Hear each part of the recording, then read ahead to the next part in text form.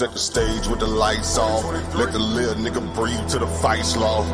You ain't never like the room with the bright sauce. Hail Mary, they despise what the light brought. Let them roach niggas bleed if they can't see. Side near the TV, what you can't be. They say that murder on my mind, now they can't breathe. Take a picture of the crew, that's your last peep. Oh, I need me your love, yeah, that's just me. Keep them jumping like some frogs, so they might be leave when the sun sets. And they don't really wanna bleed from the gunplay. And like mine, niggas smoking weed on the one-way street, nigga. Yeah, we see we outside with it. Pull up to debates like we might be with it on guard. Side these niggas like bullshit and they fraud. Let me chop them down with the sword. Walk them down like they live bars. This the toughest you gon' be in, we too hard. And you don't really want that smoke, my G.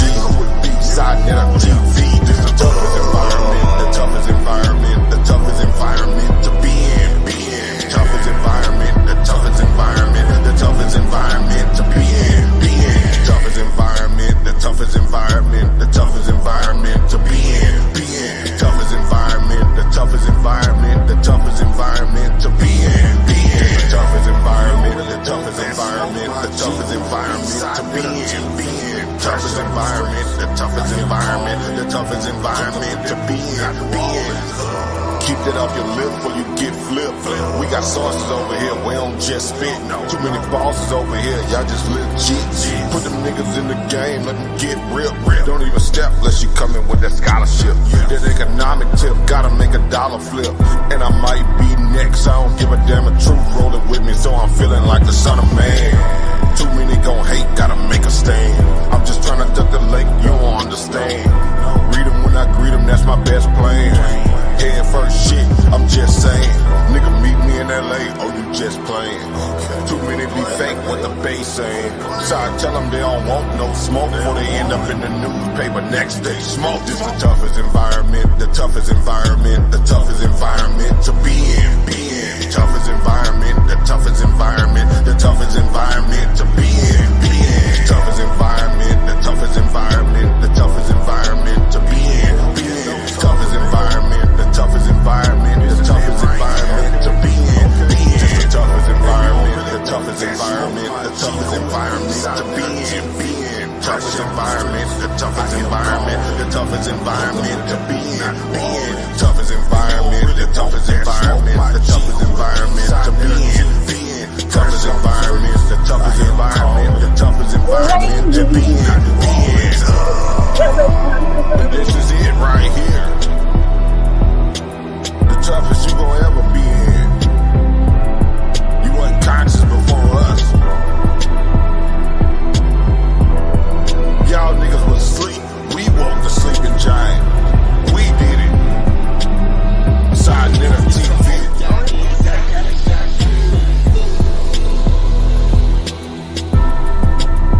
So stay your ass in your little box where you feel safe.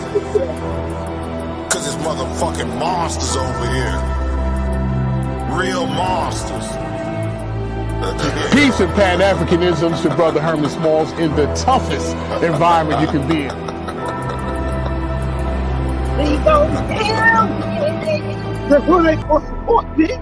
I birthed you bitch ass niggas. All right, peace and black power family. Y'all already know what it is, man. We in the building tonight, man. I got an author here, Edward Dodge, revealing information on the use of cannabis and sex and ritual worship in the Bible. Man, this is gonna be great. I can't wait to see what he got. And of course, I got Miss Nepal Shaddai in the building, getting ready to go in, and we're gonna see what we got here. Hey, listen, Edward Dodge know where he's at. Trust and believe me, he know where he's at. He know he's in the toughest environment, and he's even ready to get it in on some debates. Am I right, Mr. Edwards? Let me unmute you. Yeah, so we first time. Yes. You know where you at, right? I know where I'm at in the toughest environment. There you go, man. Welcome to the big league. That's what it says right there. I love the theme song. It's great music you guys had there. Thank you. And you even ready for the debates if it have to go down. You ready to get in the ring. You don't care, huh?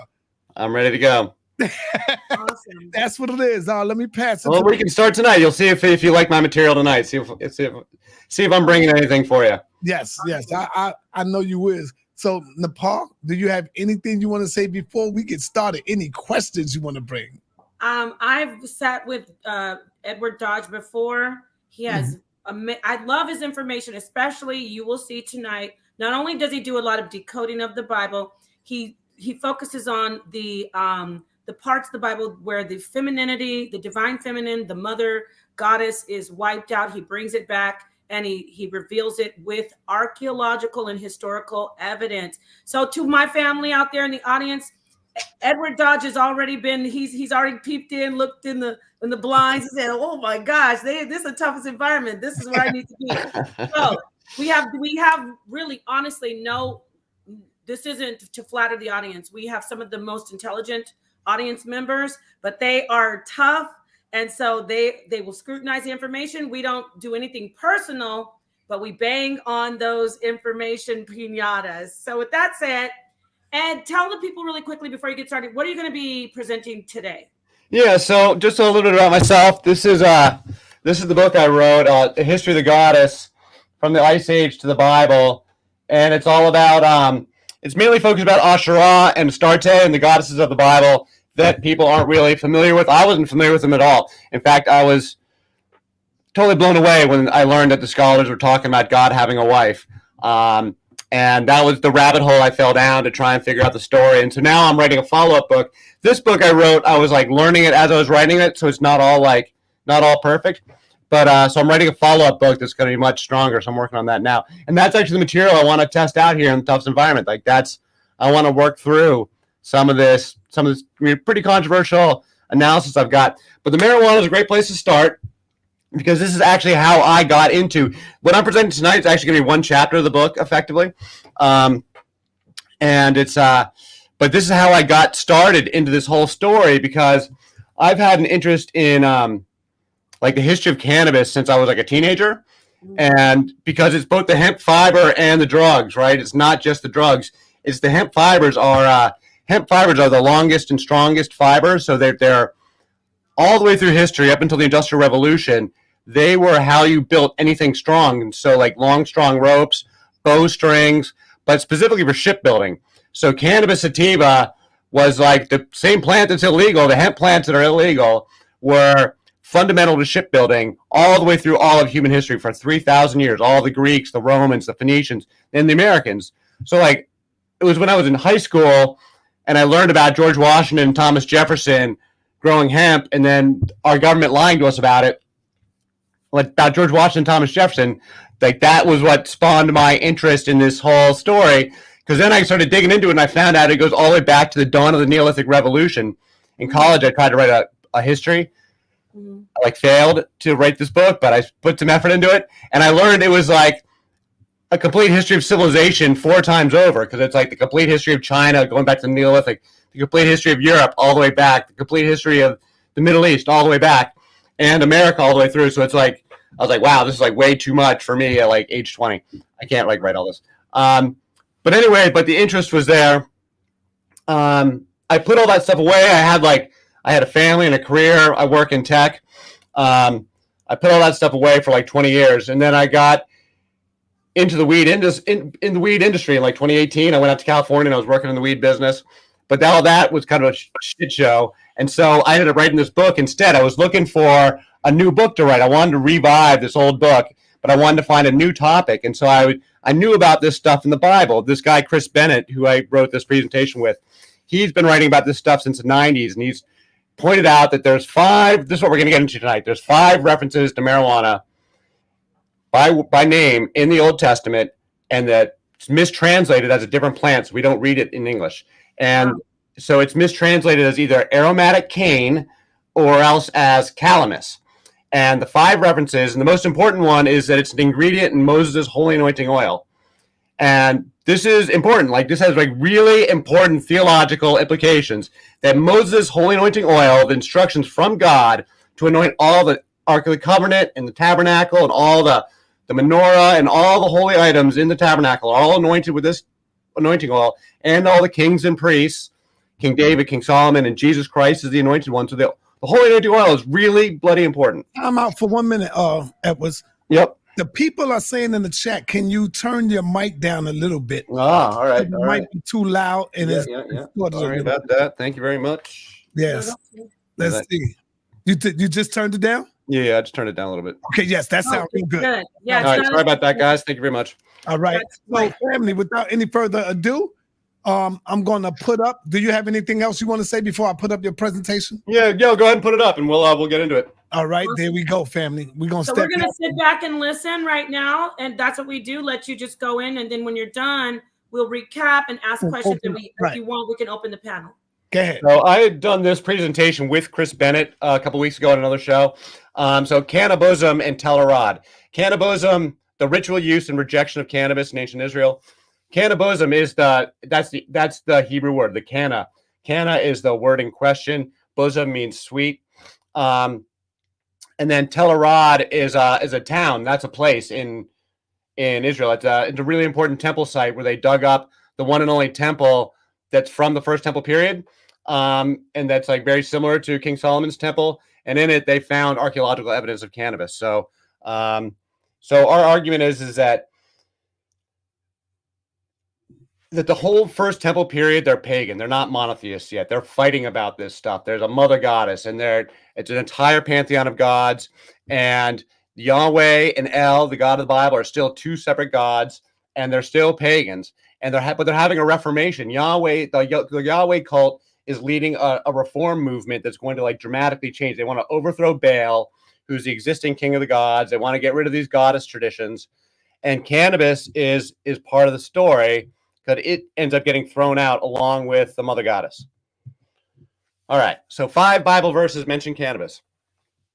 5 verses in the Old Testament that use the word canna or cannabism are mentions of cannabis mistranslated as either calamus, which is a different plant, or the words aromatic cane, which doesn't really mean anything.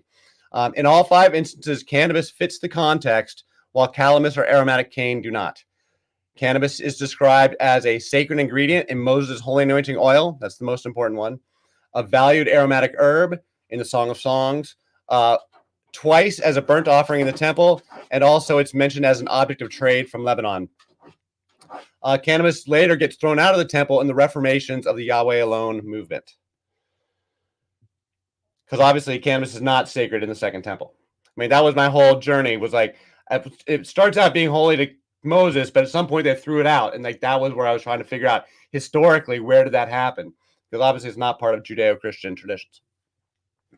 So marijuana in the Bible is an important scholarly question. This is not just trivia for potheads. If it can be proven true that canna is cannabis and that it was burned in the first Hebrew temple, then there are profound theological, historical, cultural, and legal implications that reverberate in today's society. Because they built the whole war on drugs around legalizing around marijuana. I mean, how many people have been thrown in jail for marijuana? They never talk about it being holy in the Bible. So what plant is being referred to? So this biblical commentary has long noticed that the spice mentioned in these 5 verses is vague and ambiguous. The sweet cane. The 5 verses, these are the 5 verses. Exodus 30:23, Song of Solomon 4:14, Isaiah 43:24, Ezekiel 27:17, and Jeremiah 6:20.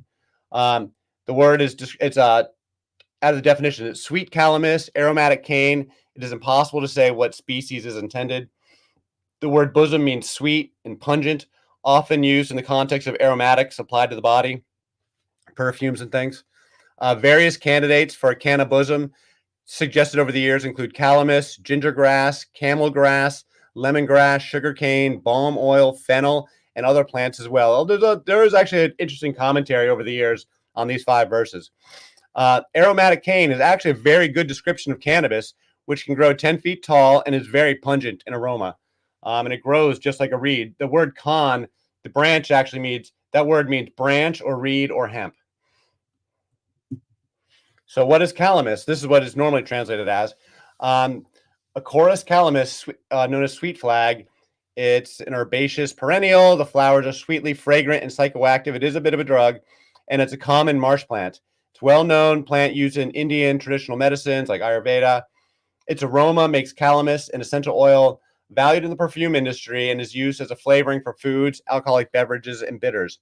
It was banned for use as a human food or food additive in 1968 by the U.S. FDA because it contains more than 75% acerone. Acerone is a poison which has been shown to cause cancer and has ill effects on heart, liver, and kidney functions. This toxin, calamus, is used for pest control. And there's no historical consensus among Jewish scholars of its use in the Bible. The fact that it's poisonous is important because, like, you can use it in small amounts, like bitters in a drink where it's just a drop, and it's okay. But if you mix it up the way they mix it up in the recipe for the holy anointing oil, it would totally make you sick. So we'll see that. Sula Bennett, she's the scholar who first uncovered all this stuff. The etymology of cannabism as cannabis was first identified by the Polish scholar Sula Bennett, also known as Sarah Benetawa, in her 1936 PhD thesis from Columbia University, and again in a 1975 paper. Her work has been confirmed by modern scholars, though her conclusions are controversial. She's pretty obscure, but this work is legit.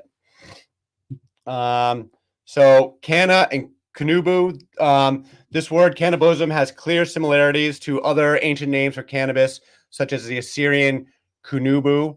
And there's lots of words. The whole etymology of cannabis is you can trace around through all the languages, and it's very similar, and it's very old. Kunubu is listed as an ingredient in the sacred rites in a letter by the mother of the Assyrian king Esarhaddon in 680 BCE. This is during that time period. It was widely used. Cannabis was widely used for both fibers and drugs across Bronze Age, Anatolia, Mesopotamia, Persia, and is thoroughly documented as deeply sacred in India since prehistoric times. So yeah, so cannabis is all around. There's no disputing that hemp and the drugs are all over the place in this time period and all over from India out to Egypt. This is a modern, let's skip that. That's a modern scholarship. All right, so this is Strong's Concordance. This is the concordance is the reference book for all the words in the Bible. Each Hebrew word has a number. So the word canna is number. This is its definition, 7070. It says it's phonetically spelled canna. And its definition is as a stalk, a reed, or a branch. And it appears 62 times in the Bible, usually as a branch, which we'll see. Eagles, branch, reed, or stalk. All right, there's a couple interesting references.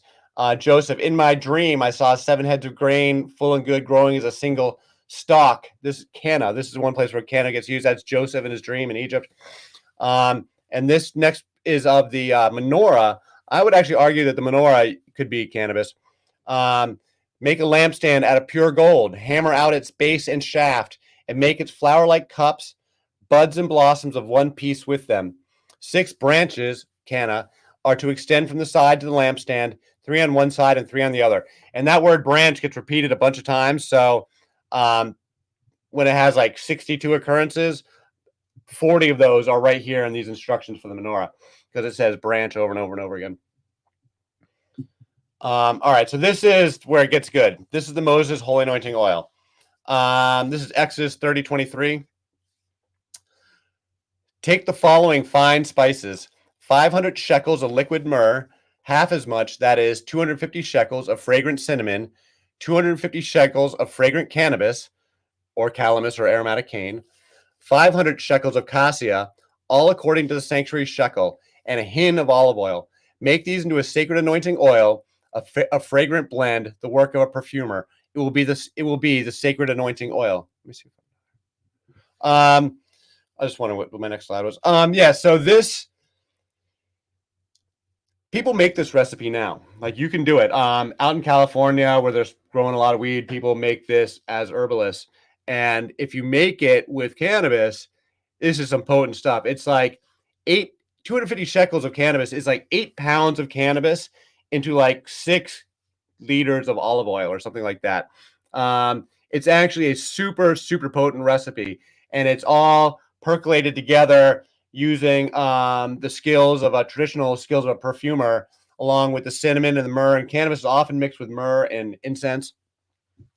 And this recipe, they would pour it down your body, and like when they're anointing the king or the priest, it's not just like a little bit. They would like drench your head, and be the your beard would be running down your beard, and it would be, with all the setting of a lot of prayers and rituals.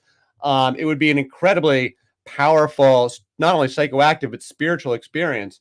And this is yeah, I mean, it really works. People can make this recipe, but on the flip side, if you make it with cassia or with calamus, it'll make you sick, because like that much calamus is like definitely way too much. But with cannabis, it's a pretty potent recipe. And so what, it gets thrown out later on, because like I argue that the Moses we read about is not the same as the Moses of history. So there was a lot different going on, I think, with the original Moses. Let's see. This is all right. So this is some commentary. This is commentary from 1857 on this verse. Interpreters on Exodus 30:23. Interpreters are not agreed concerning these ingredients. The spices, which were in all near 1/2 weight, were to be infused in the oil, which was to be 5 or 6 quarts, and then strained out, leaving an admirable smell in the oil. With this oil, God's tent and all the furniture of it were to be anointed. It was to be used in the consecration of the priests. It was to be continued throughout their generations. Exodus 30:31. Solomon was anointed with it. 1 Kings 139, and some of the other kings, and all the high priests, such as a quantity of it, and that it ran down to the skirts of the garments. And we read of the making it up in 1 Chronicles 9:30. Yet all agree that in the second temple there was none of this holy oil, which was probably owing to a notion they had that it was not lawful to make it up. Because in the second temple, they'd thrown the cannabis out. So they're not making the same recipe in the second temple. So this is another argument for cannabis, which is that throughout the entire first temple period, with Moses and then all the way through, God always appears in a pillar of smoke, and that motif does not come back in the second temple. Same as that, as a holy anointing oil doesn't come back in the second temple, God never shows up in a pillar of smoke in the second temple. Because the argument is that they're burning weed in the second temple in the Holy of Holies, and it's filling up the room, and people are getting intoxicated, with this incense. And it wouldn't just be cannabis; it would be a mix of drugs, a mix of stuff all together to create an intoxicating. With cannabis just as an ingredient, but like myrrh and other stuff be mixed in. So Exodus 19:9, Yahweh said to Moses, I'm going to come to you in a dense cloud, so the people will hear me speaking with you and will always put their trust in you. 1 Kings 8, then the priests withdrew from the holy place. The cloud filled the temple of Yahweh, and the priests could not perform their service because of the cloud, for the glory of Yahweh filled his temple. And those are just two examples. There's lots and lots of them with Moses and the priests and the temple and the Ark of the Covenant. Song of Solomon. So this is reference number 2. This is Songs 4, 13, and 14.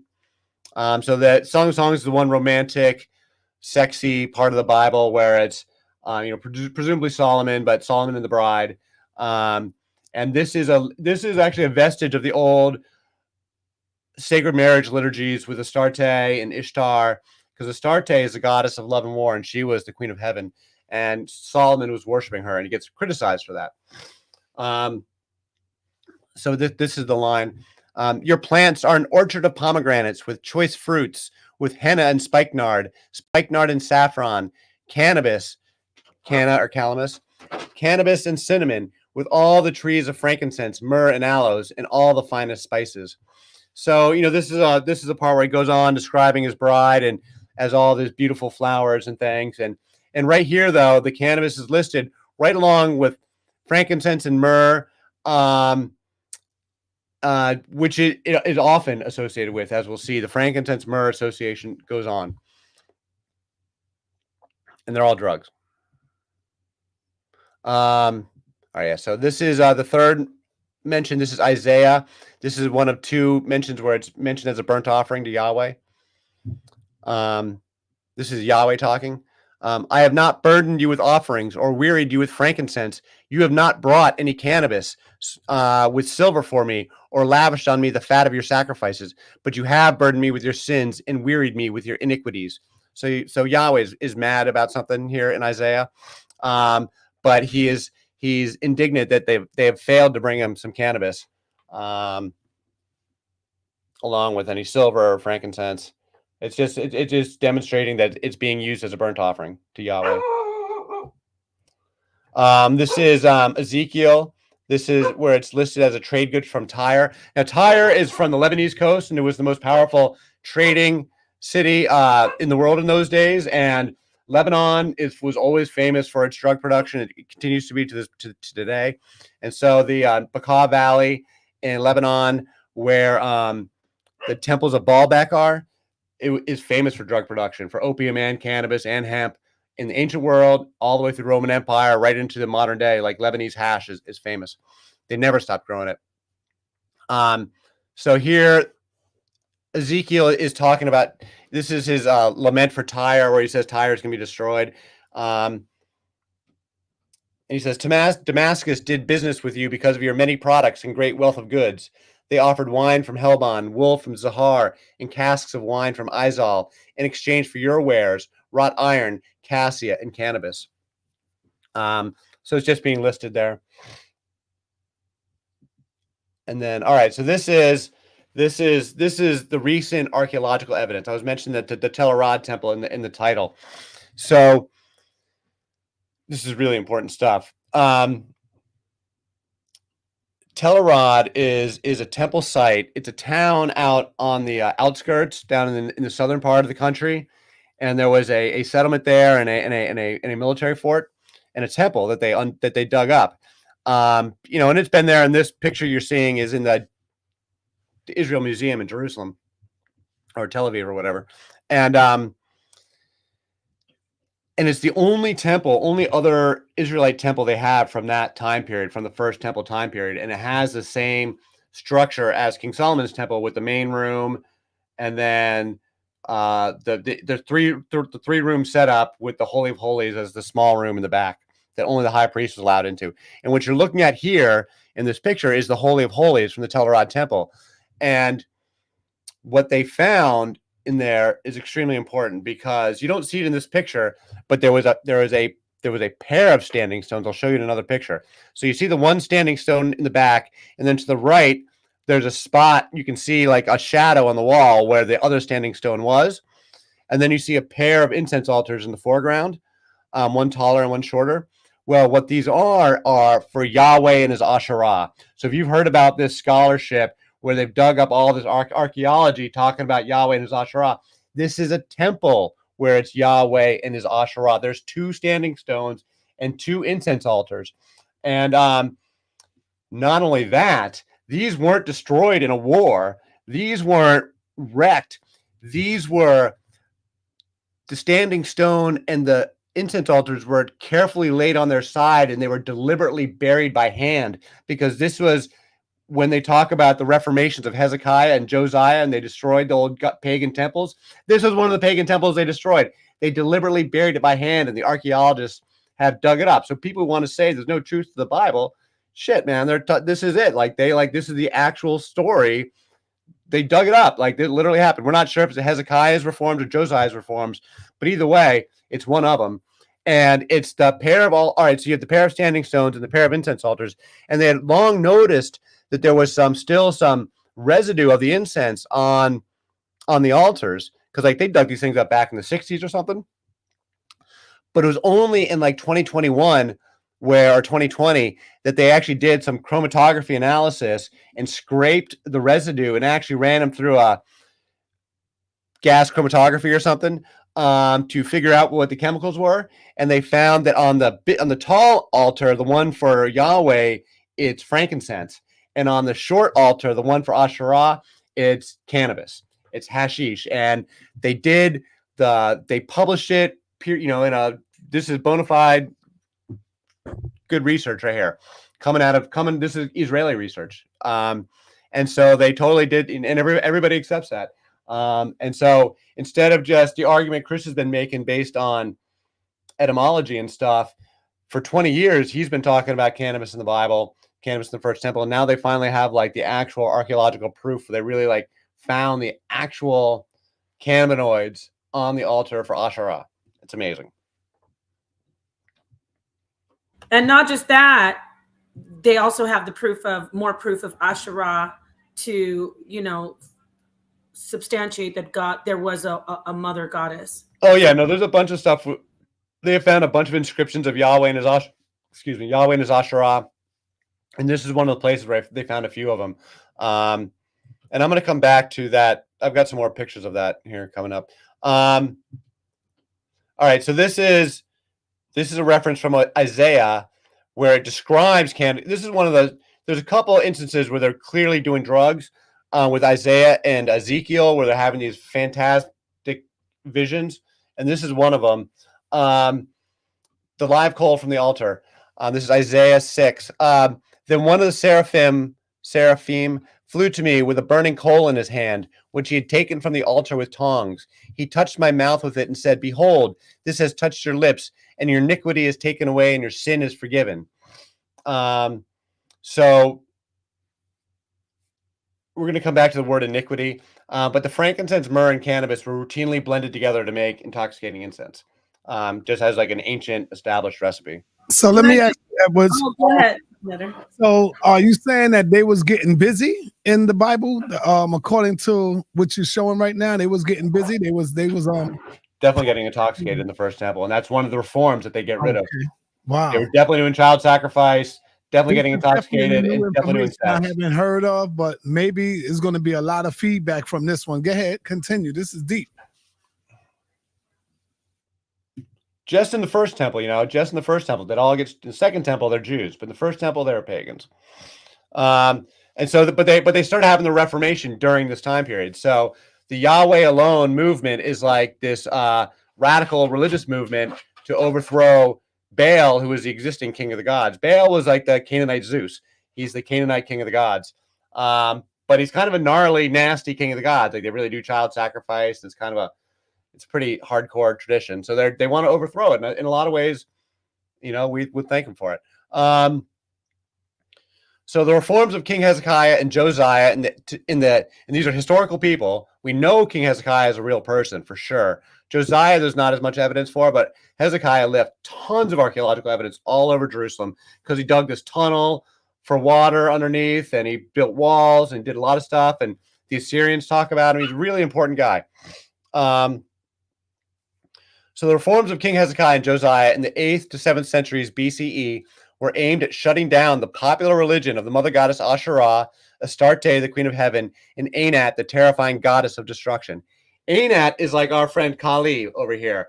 She's got a necklace of freshly severed heads and a belt of hands, and she's drenched in blood, and she's Baal's consort. Hold on, I got to deal with my dog. Give me 1 second. Okay, that sounds great. And I just want to say, she's also the equivalent to Sekhmet, right? She's equivalent to Sekhmet. Go ahead. Yep. I just had to let my dog in. He's barking at me. So the Yahweh alone Reformation is, that was what the pagan Israelites, because they were Canaanites, so they had the same pantheon of gods as the Canaanites. They're not foreign gods. They're domestic gods. So in the Canaanite Israelite polytheistic pantheon, El of the Bible he's the heavenly father, creator of the universe. And he's the father of all the gods. Baal was the god of storms and rain, and he's the king of the gods, and he's one of El's sons. And so my whole theory is that El is worshipped across the Middle East, across the ancient Near East, and that everybody understands there's the same heavenly father, and that he has many sons, and it's each one of his sons who's the local king of the gods. So if you live in Babylon, Marduk is one of the many sons of El. They call him Anu, An or Anu, El. It's all the same god. And so in Babylon, Marduk is one of the sons of El, who's your king of the gods. In Assyria, it's Ashur. If you go down the road into Canaan, it's Baal. And so they're sharpening their swords. Yeah, no, they burn it as incense. They burn it. They don't smoke it in a pipe like the way we do now. They don't smoke joints. There's no lighters. There's no joints. There's no pipes. They use it as incense, or they throw heaps of it on a fire. There's lots of evidence for this. Or they burn it inside of a tent. You little hot box it inside of a small room. So do they take it in? Would you say that they still inhale it on purpose? Yeah, they just fill a whole room with smoke. They don't have a personal pipe the way Yeah. because they don't have lighters, right? There's no It was lighters, there's no different. It was matches, different back then, right? It there's was no like paper for like you rolling said, joints. hot boxing, But they right? can hotbox inside of a tent. That's documented from this time period. Herodotus talks about it with the Scythians. And you could definitely, the Holy of Holies is a small room. It's like a little closet. So you could fill that whole thing with smoke for sure. My dog is here jumping all over me.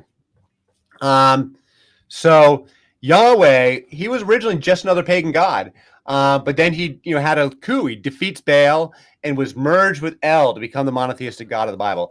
Like El, and that's why we have two names of God, because they're originally two separate gods all the way through. At some point in the first temple, they're getting merged together, but they were separate gods. And El continued to be worshipped as his own god by the Phoenicians. Baal continued to be worshipped by the Phoenicians all the way into Carthage until the Carthaginians were also Canaanites. They also had Baal and El and all these same gods, and until they were finally destroyed by the Romans. So like these gods continued to be all around the Near East. Like all the gods that are mentioned in the Old Testament, Astarte, El, Baal, we know a lot about them now that we didn't know 200 years ago. So the goddess traditions. So the goddess traditions were rooted in the prehistorical tribal matriarchies, and they are focused on the cycles of life, death, and regeneration. These traditions celebrated women's sexuality as a source of life and featured alcohol, psychoactive plant drugs, music, dance, feasts, and great celebrations of life. These goddess traditions were widespread and well-known. They continued in Greece and Rome in the Eleusinian Mysteries, the Dionysus Bacchus cults, the Magna Mater Sibylle in Rome, Isis from Egypt, and many others. These traditions are not unique. They were very common, and they're all over. And once you recognize that it's all one big tradition of the mother, that the Eleusinian Mysteries from Greece is directly connected to the traditions of Isis from Egypt, and that those are in turn directly connected to Asherah, and back to Babylon with Ishtar, that it's all one big tradition of the mother that has a couple basic simple precepts, and then it's but each community is kind of doing their own version of it, like it's fractal, like a fractal. And one of the things that's in there is transgender priests. Transgender priests were a common feature of these goddess religions. They are known as the Kadesh, the temple in the Bible, and which is translated as temple sodomites. And they were chased away in the reforms. They're also getting thrown out along with the cannabis. And the Kadesha are the priestesses, and they get that word is translated as temple prostitutes. The word Kadesh means holy. They're the holy ones. The male and female, they're the priests and priestesses of the goddess. And so when they get rid of the Kadesha, when they in the book of Deuteronomy, in the laws of Deuteronomy say your daughter should not be a Kadesha, they're saying they're putting these are the priestess traditions that they're shutting down in a reformation. And they were having sex to some extent. We just don't know the details. So King Hezekiah, who, as I was saying, was a real guy. He was a king of Judah from 715 to 686 BCE. These reforms came early in his reign, and he is a historical figure thoroughly attested by archaeologists. So, and they go around quite about it in the book of Kings, 2 Kings. 2 Kings 18:4, here it says, he removed the high places, smashed the sacred stones, and cut down the Asherah poles. He broke into pieces the bronze snake Moses had made, for up that time the Israelites had been burning incense to it. It was called Nehushtan. So the snake is really important. We're going to come back to it in the Garden of Eden. Moses used snakes were all across the Near East. Snakes were associated with the goddesses and the priestesses. You see it all over the place. They would cultivate snakes at the temples. They actually used snakes to guard the granaries from vermin, from mice. And they would use the snakes in like rituals and even get bit by them and stuff. So snakes were like a big thing, and they were associated with the women generally, although Moses had them too. They're a sign of wisdom and mystical power.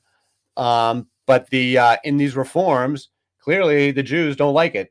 As they transition into becoming Jew from pagans into Jews, that's one of the things that goes away is all the snake stuff, and that's one of the things that they throw out. And so this is where they talk about Moses had made this bronze snake, during a time when they were, in the wandering the desert. And this relic had apparently survived for centuries, and they still had it, and they were using it ritually and burning incense to it. And Hezekiah destroys it because obviously it represented the old traditions, and he was trying to get rid of them. So real quick, I would just want to jump in and ask you a quick question, Ed.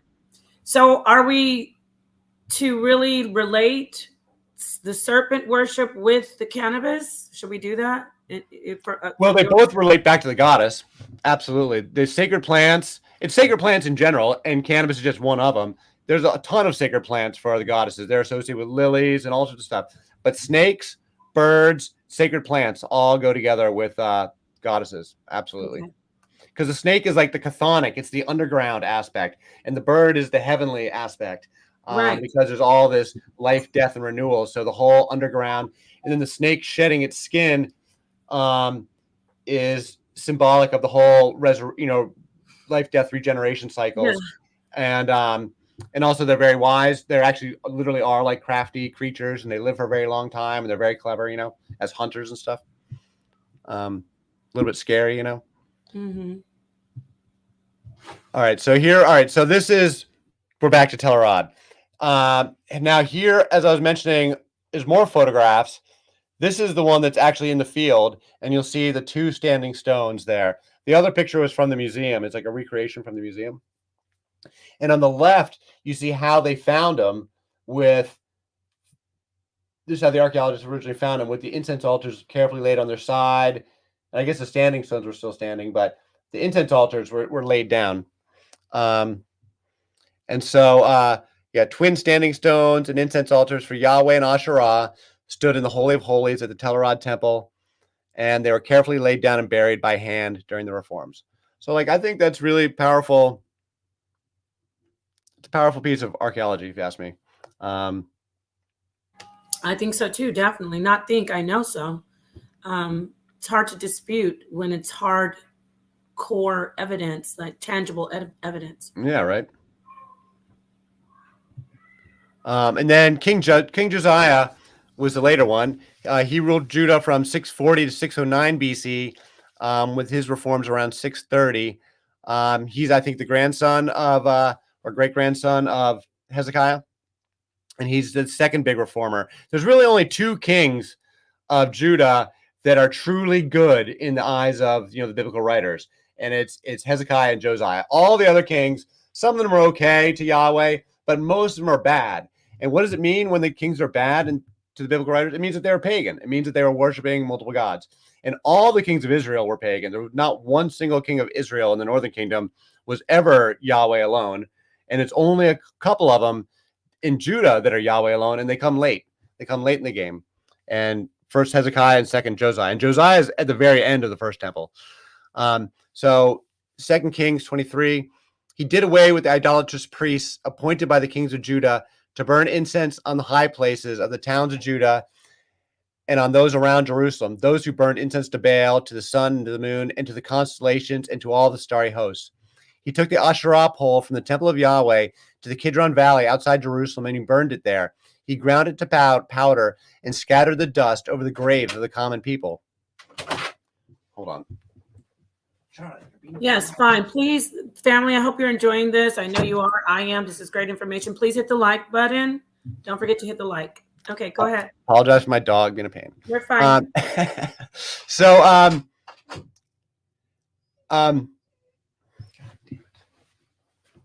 Yes, this is live, so he has to take care of his animals. So is that the dog that your dog's sitting? No, this is my dog. Oh, the one. Say hi, Charlie. Yeah, let me let everybody know. This is actually a rescue animal.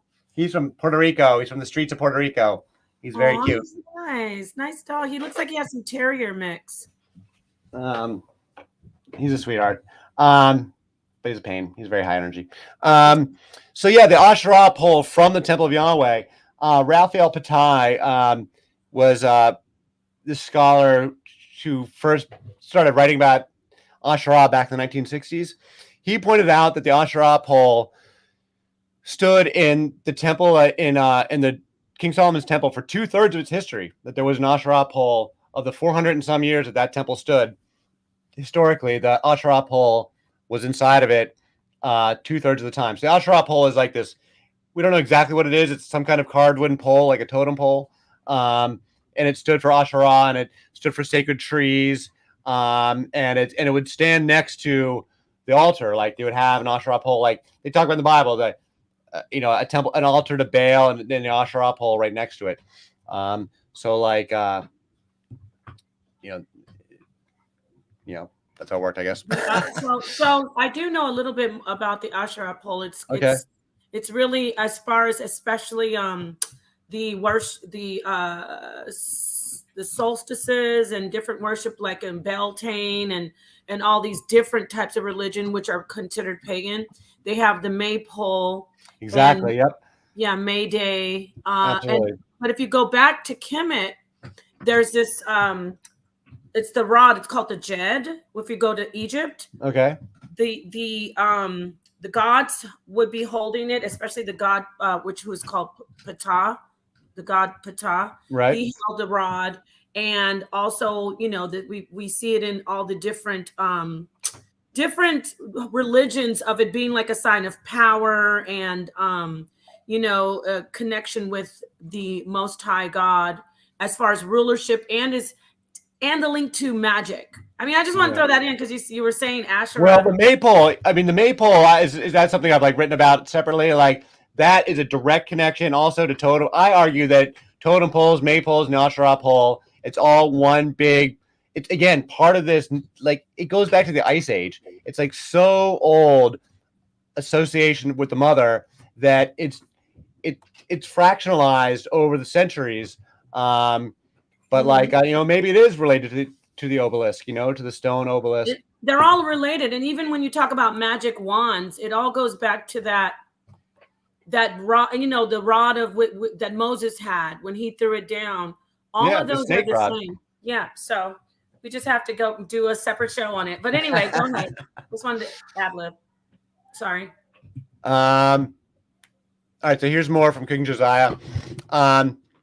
He also tore down the quarters of the male Kadesh, the holy ones, that were in the temple of Yahweh, and the quarters where women did weaving for Asherah. Josiah smashed the sacred stones and cut down the Asherah poles and covered the site with human bones. Even the altar at Bethel, even that altar and high place he demolished. He burned the high place and ground it to powder and burned the Asherah pole also. So he was going all over. So first, there's 3 times that those Kadesh, the trans folks, because they're eunuchs, right? So when I didn't mention that before, like these men would castrate themselves in service of the mother goddess, and then they would adopt women's clothing. Sometimes they're transvestites, sometimes they're eunuchs.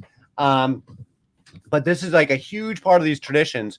And so 3 times they're mentioned, the male ones are mentioned in the Old Testament. It's only when they're getting chased out. They only ever mention them when they're chasing them away. And this is one of the times that they're being chased away. And then also it says where the women did weaving for Asherah, because weaving is women's business, and hemp fibers are very important for weaving. So like the women knew all this stuff. It's like this is all women's business. The sacred plants, the weaving, the potion making, the drugs. It's all women's business. And then on the second quote, talking about all the high places, which are the pagan altars that Josiah smashed.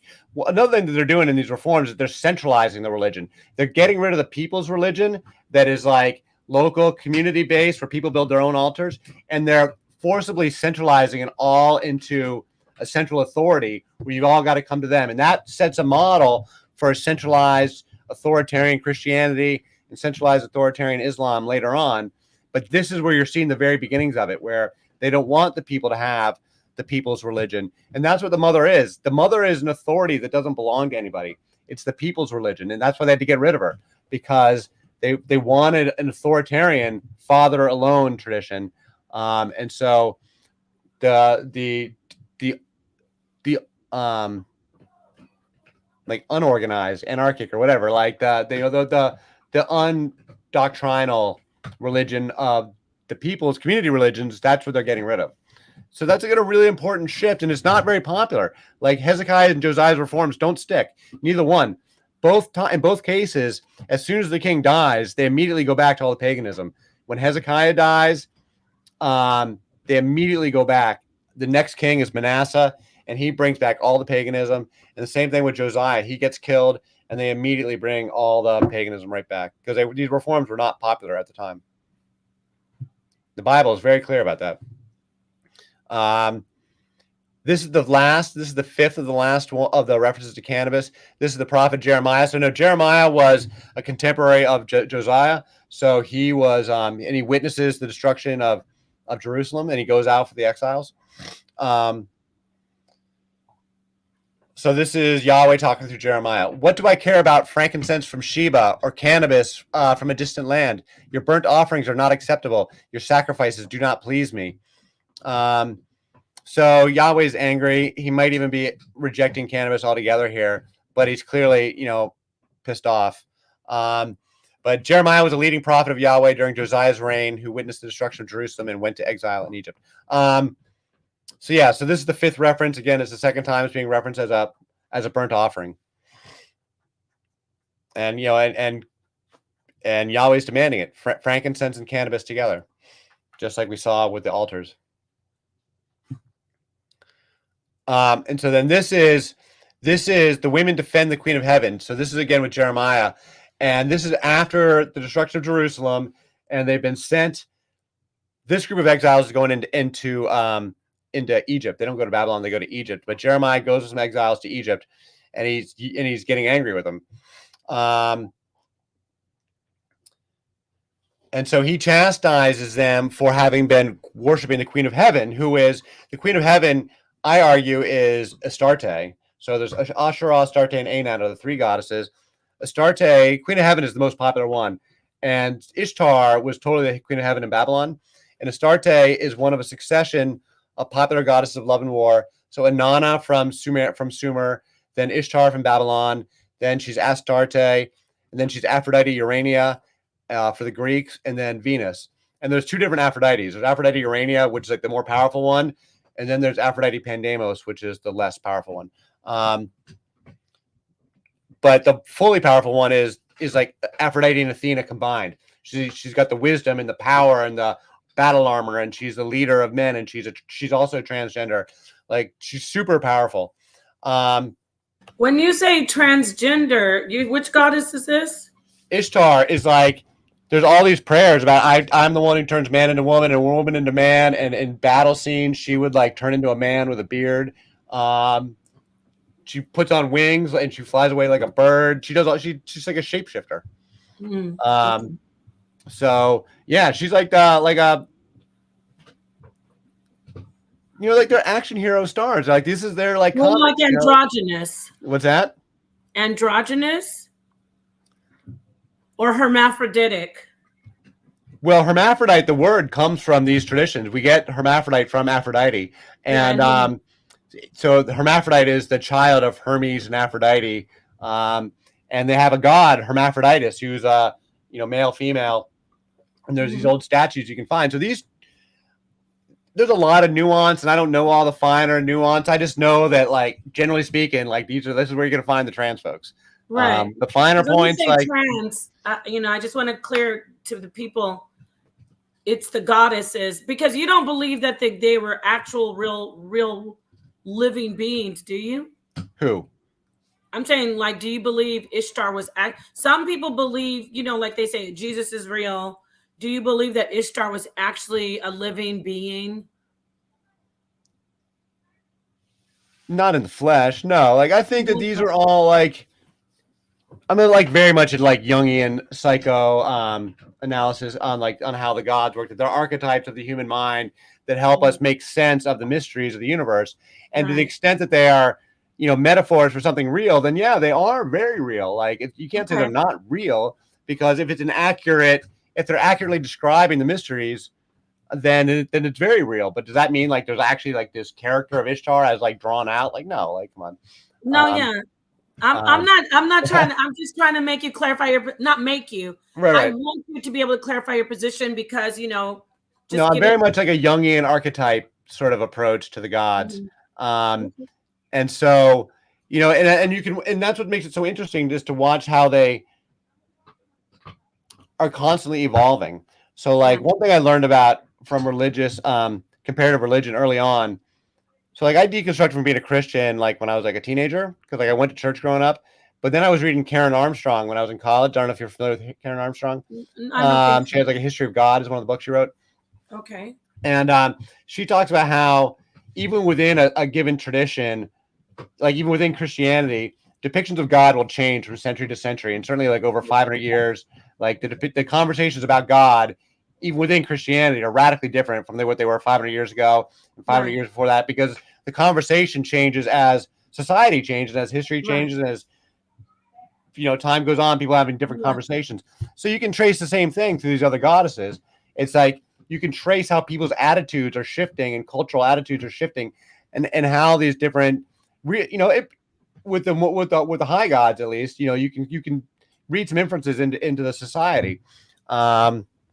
You got to be kind of like discerning about it, but like once I recognize that Inanna, Ishtar, Astarte is like 3 chapters and one long story. Like that's kind of be like this. I'm writing this book, Mother of God, now, and that's going to be kind of a very central theme, is that Inanna is the oldest one, and you see them when the matriarchal traditions were still like alive and well, and so she's the most powerful. And then the second chapter is Ishtar, and she's being challenged. She's on top. She's like super powerful, but she's being challenged in that second millennium. And then the third chapter is Astarte in the Bible, and she's being overthrown. Yeah, Karen Armstrong's awesome. I learned a ton from Karen Armstrong. And so Astarte is the third chapter, and that's where she's being overthrown and divorced and chucked out. And that's the argument I'm making, is that and then likewise, the Greeks and Romans also have their own reforms to like make our good for patriarchy. Because my argument is that these matriarchal goddesses are not submissive. That's why they have to get rid of them. They're not submissive to the male gods. They're more powerful than the male gods. So if you want to have, a male authority-based religion, you cannot have these goddesses running around that are more powerful than El, because Anat is more powerful than El. And you can't have these goddesses that are harlots that promote matriarchal bloodlines, because that's what they're fighting. That's what the sex is all about. That's why they're fighting about sex, is because it's a transition from families built around mothers' bloodlines to families built around fathers' bloodlines. And when you build your family around the mother, and the mother owns the home, and the mother owns the bloodlines, those women are not monogamous. They're not obligated to being monogamous with their husbands because they're not tracking the sperm donor. But when you transition to patriarchy, that's when you've got to control women's sex lives so you can control for who the baby daddy is. And that's what the fight is all about. That's why all these women are so why the prophets are so critical of the women, the Canaanite women, for being so loose and sexual. It's because these are matriarchal women. They're not obligated to any monogamy at all. But this is like the last end of it. Like this is when it's getting shut down and thrown out. And being pushed outside the walls of civilization. And the Hebrews aren't the only ones doing it. It's all over the ancient Near East in the first millennium. Like the last vestiges of the matriarchies are chucked out. I want to ask you, with the creation, going from the beginning, where the conceptualization of these goddesses, in your research, have you found that they were created, so to speak, or conceptualized by a council of women priestesses, or were they actually coming from male clergy, so to speak? I think it's women. I think it's women's business, and I think women were in charge of it in the beginning, and then the men take it away. Okay, great. Like all the ritual prostitution, like that's women keeping the money. Like men are coming on bended knee, bringing gifts, and the women are saying, "Thank you very much," taking a roll in the hay, and they're keeping the money, and they're not pimping it out to any man. It's all women's business. Thank you. Okay. So, no, I didn't read this quote here. I didn't mean to. It goes along with what you're talking about. Go ahead. So Jeremiah has been castigating the people for worshiping the Queen of Heaven and saying that's why Jerusalem fell to the Babylonians. And the women respond very angrily. They say, "We will not listen to the message you have spoken to us in the name of Yahweh. We will certainly do everything we said we would. We will burn incense to the Queen of Heaven, and will pour out our drink offerings to her, just as we said, and our ancestors did, and our kings and our officials did in the towns of Judah and in the streets of Jerusalem. At that time, we had plenty of food, and were well off, and suffered no harm. But ever since we stopped burning incense to the Queen of Heaven and pouring out drink offerings to her, we have had nothing. We have had nothing, and have been perishing by sword and famine. So that whole argument goes on, and the women totally tell Jeremiah to piss off, and he storms off angrily and leaves. But that's the last we hear about the Queen of Heaven in the narrative. So, and then he curses them and tells them all of these horrible things that are going to happen to them. And that's a very popular set of scriptures where he's telling the women, you're going to stink, your belly's going to get big, your heads are going to get tall. The Hebrew brothers, they do not hold back. They use that quite often. So I get into all that material. Once I stumbled into the whole story of Asherah, I would just word search every reference to Asherah or women or goddesses or any one of these things, and found every story. And it's all the sex stuff. It's all the most, and invariably it's all the conversations that show up on the list of most difficult Bible passages that people are most uncomfortable to talk about. I've got 10 out of 10 of those. Wow. That's a lot. That's 100%. Okay, so continue. So the divorce of the sacred marriage. So this is, I argue that the biggest, most important step in the transition from paganism to monotheism was the divorce of the mother goddess, was the divorce of the earth mother from the heavenly father, so the heavenly father could rule alone, and that the Greeks are doing the same thing. Just like they're doing in the manosphere. They're doing the manosphere. Going not their own way. It's right there. It's right there. And so the Garden of Eden story is the divorce. That's the divorce papers. It was likely written, nobody knows exactly when the Garden of Eden story was written, but it was likely written during this time period, late in the First Temple, during this time of reforms of Hezekiah and Josiah, when the Yahwists were working hard to shut down the popular goddess traditions. Like Hesiod's Pandora, which is a contemporary story. So Hesiod wrote all the great Greek mythology of the theogony and stuff. Homer and Hesiod are the two oldest and most important Greek writers.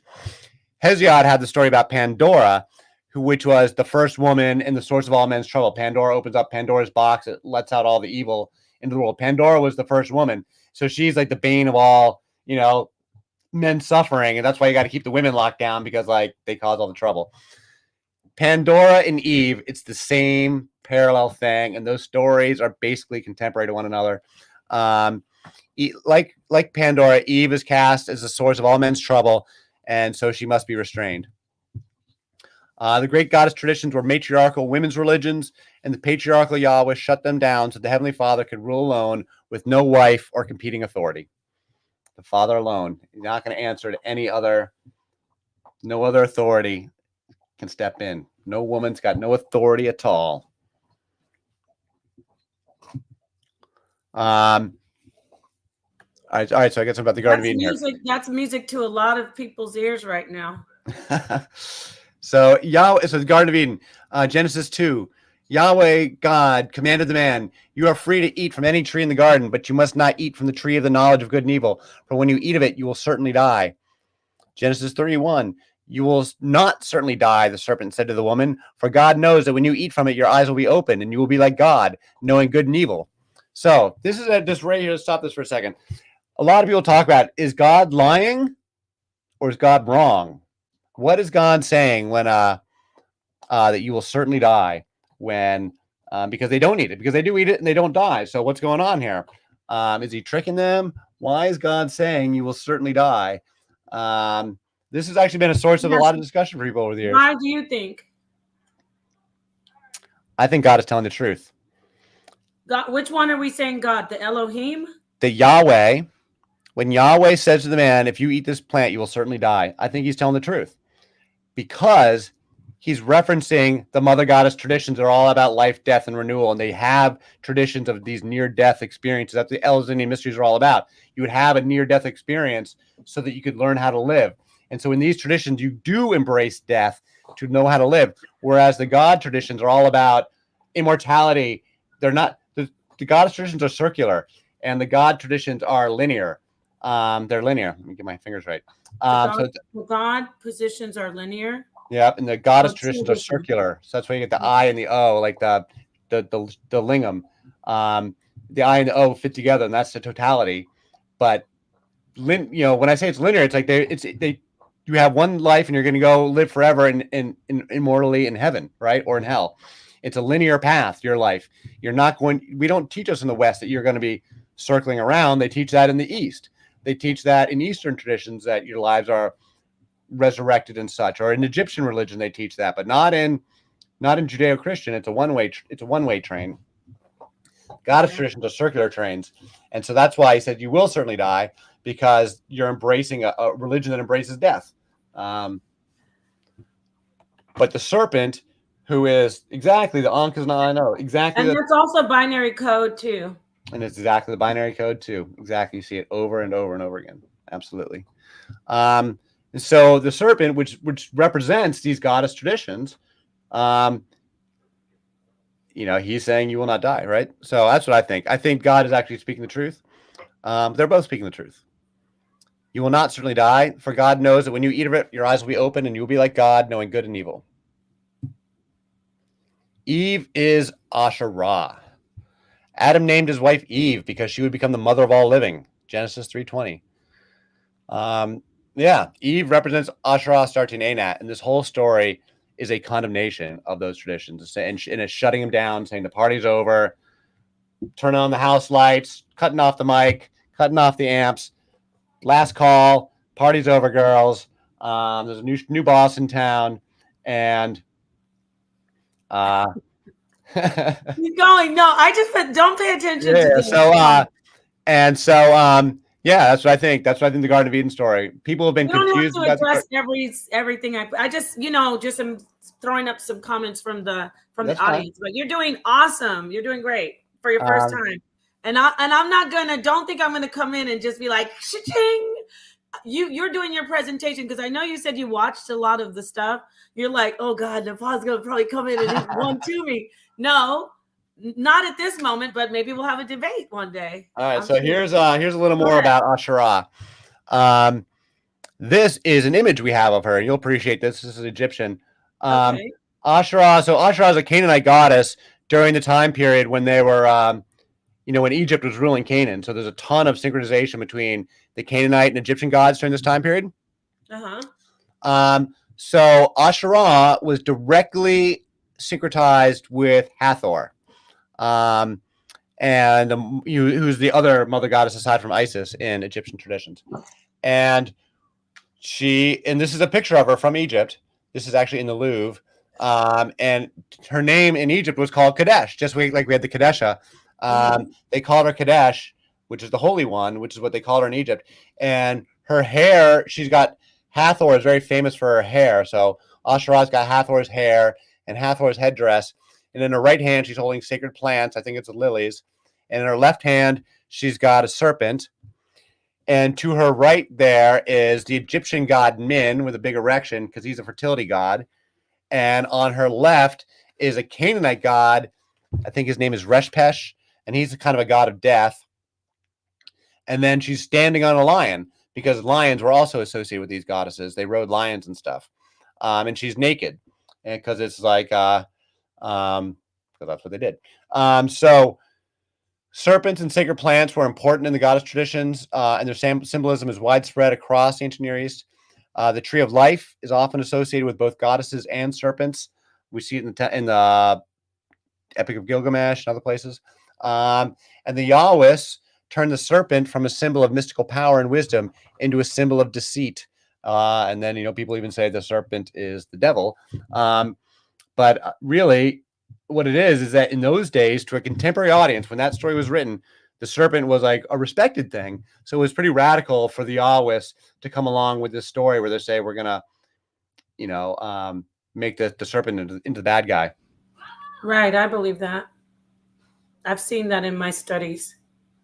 Because for me, as I don't know if you know, I teach that the serpent in the garden is benevolent, similar to the Gnostic teaching, but it's not exactly Gnostic because I do teach the Elohim are the liars, but I don't teach that they are God. They are a council elected to govern. But yeah, about the serpent though, I agree with you about the serpent. I don't think he's bad. He's but he's a rival. He represents a rival religious tradition. That's what it is. Okay. It's the other guy's symbol, Mm, and we don't like the other guys, so we got to make the other guys look bad. got it. All right, so weaving of hemp fibers. Asherah was a goddess of weaving, and weaving was women's business. Cannabis hemp was a primary fiber for ropes and linens and was highly valued in industry and ritual throughout the ancient world. I was talking about this before. Hemp clothes were commonly worn in funeral rituals in Judaism and across the world from Europe to China. When they talk about wearing sackcloth in funeral ceremonies, that's usually hemp.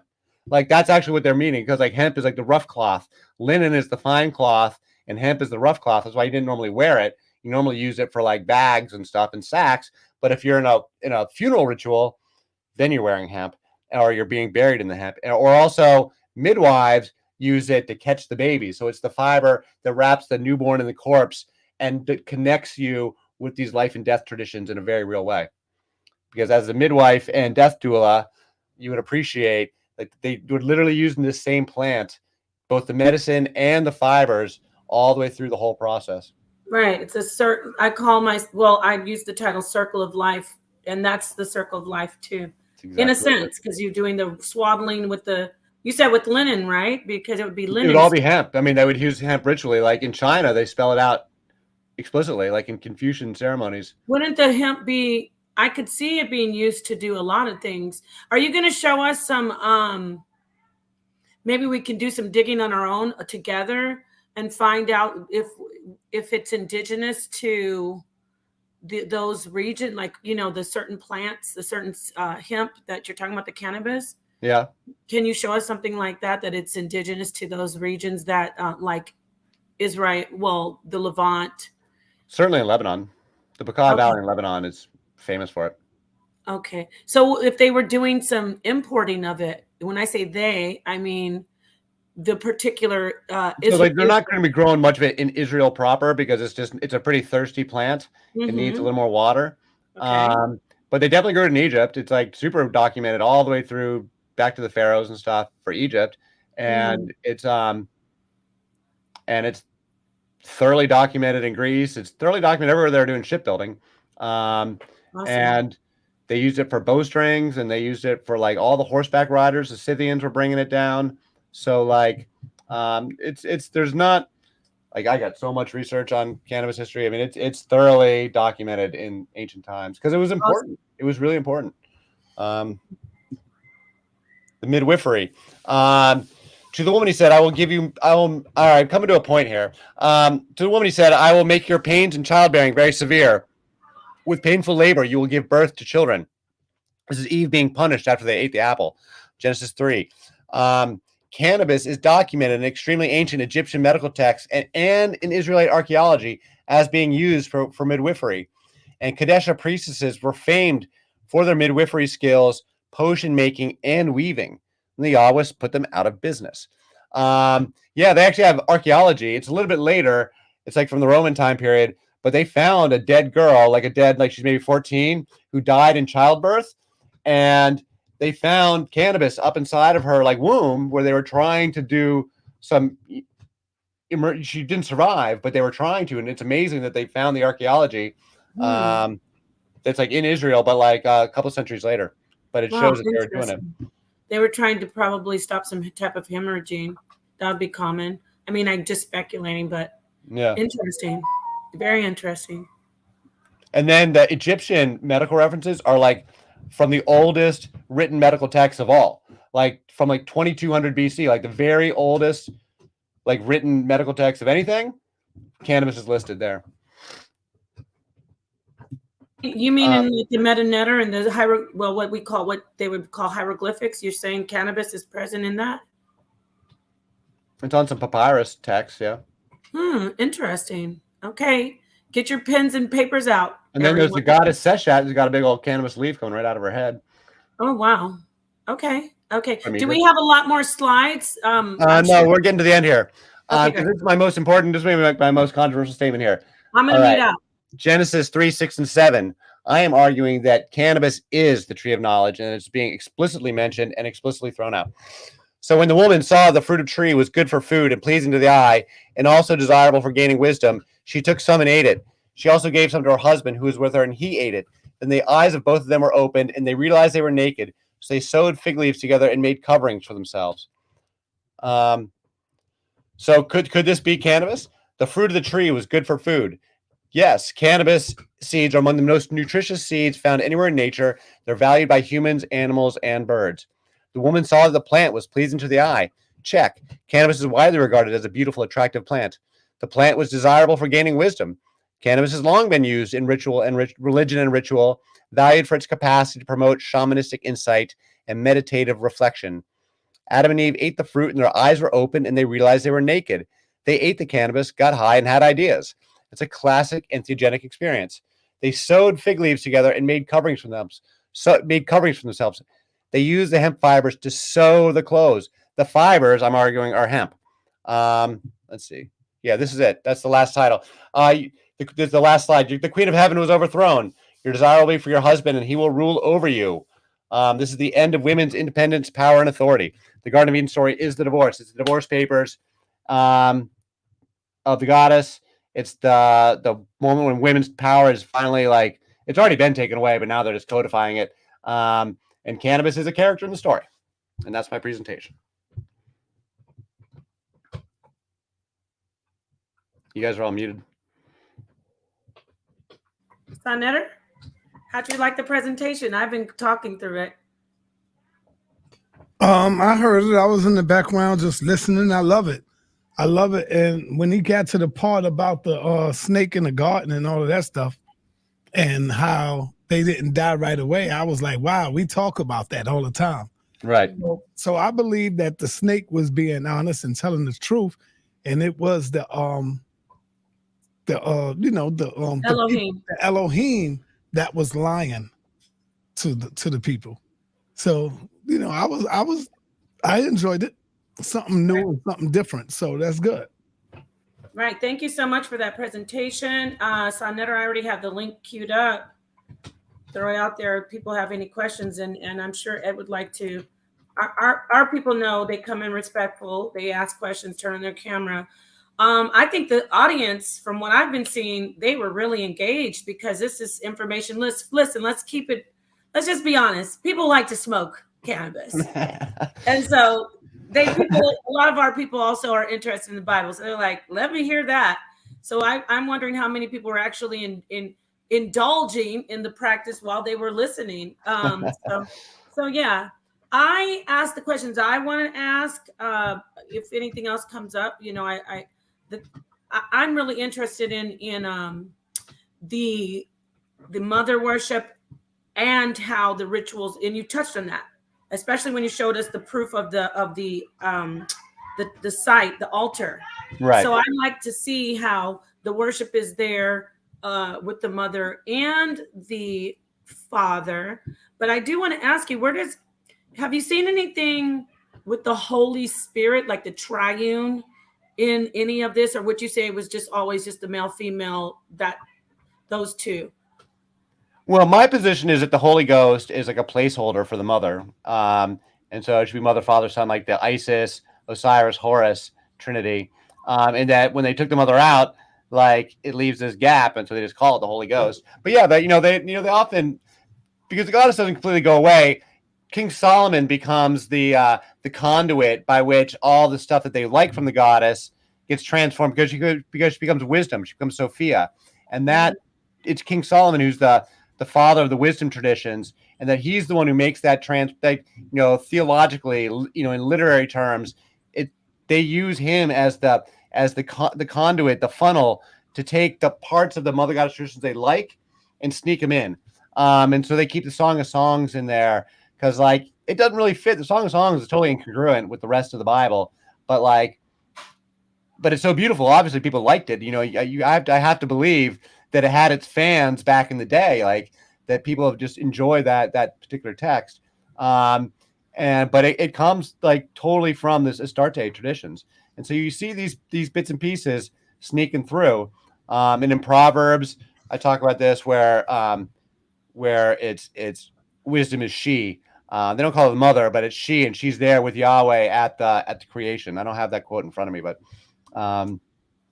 let me ask you, what is the name of your book again? And can you hold it up? Hold it up. Let the people see it. Let me put him on the big screen real quickly. There you go. The history of the goddess, from the Ice Age to the Bible. Oh man, that topic right there, I would love to bring you back and let you talk about that topic. I would love that topic, the history of the goddess. Right. So when you're talking about the history of the goddess, is it a possibility that before there was the male goddess, there was the female goddess, and somehow that got distorted and pushed back by the male chauvinist that's out there that's changing up the scriptures? Was there ever the female goddess? Is it a possibility? Yeah, no, I 100% believe that there was. Maria Gambudis is the famous scholar, archaeologist who made the arguments for that. She did a lot of archaeology and was talking about in the what she calls old Europe. So going back to the Ice Age, which is the the Paleolithic, and then you have the transition to agriculture. That's the Neolithic, around 10,000 years ago. That all those old communities were matriarchal, and that, which is the way most Native American families are to this day, and that they totally worshipped Earth Mother as their primary deity, and that they were very much goddess centric, and that was the majority of folks. Not universal. I would never say it's universal because we know people are diverse, and we know that people who live right next door to one another can have radically different beliefs. So I would never say it's universal, just that it was very old and popular and widespread. And then it's in the Bronze Age with the invention of bronze weapons that warrior men, you get the balance of power shifts towards warrior men, and they start to impose themselves as a new ruling class on top of these long-standing indigenous communities that were already there for thousands of years that were ruling themselves just fine without kings. And that's what my new, like, I'm working on a follow-up book now, so I'd love to come back and talk about this stuff. And that's kind of the history I'm charting, is that starting around 5,000-6,000 years ago is when the men, this new ruling class of patriarchs imposes themselves on top of, and that's farmers and shepherds. They call themselves farmers and shepherds. And so the shepherds are the warrior kings, and the farmers are these indigenous peasants that literally invented farming and then invented the first towns. And they have this goddess worship, and that's why the cities are always depicted as being very sexual, because they were in Mesopotamia. So like when Sodom and Gomorrah, the whole thing is that the city's going to get destroyed because of its sexual immorality. I think that is a metaphor or a political statement, a propaganda statement about how this actual group of actual nomadic, patriarchal, shepherding people really did hate the people in the cities. They really didn't approve of how they lived, and their lascivious behavior, what have you. And it's because they don't track baby daddies. If you don't track the baby daddy, the women aren't constrained sexually. And so you end up with a town where everybody's having a lot more sex. All right. Peace and blessings to my brother Hasatan. What's up, brother? How you? Peace. Hello? Do you have a question, brother? Oh, yes, sir. Yes, sir. Peace and prosperity be to you, brother Sanetta, sister Napa, and Edward Dodge. Hey, I've been listening to you, man. Now, you've been dropping a lot of knowledge, and I agree with a lot of the cannabis, and I love how you sew the knowledge of cannabis into the Bible. But when you got to now, I'm a defender of Canaanite belief systems. All right.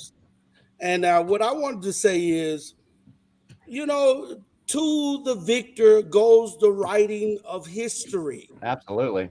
And one of the things that we experience is when the Israelites came into Canaan, a lot of our practices was misnomered. It was completely corrupted. They lied on us. They said that They said that the Canaanites believed in homosexuality.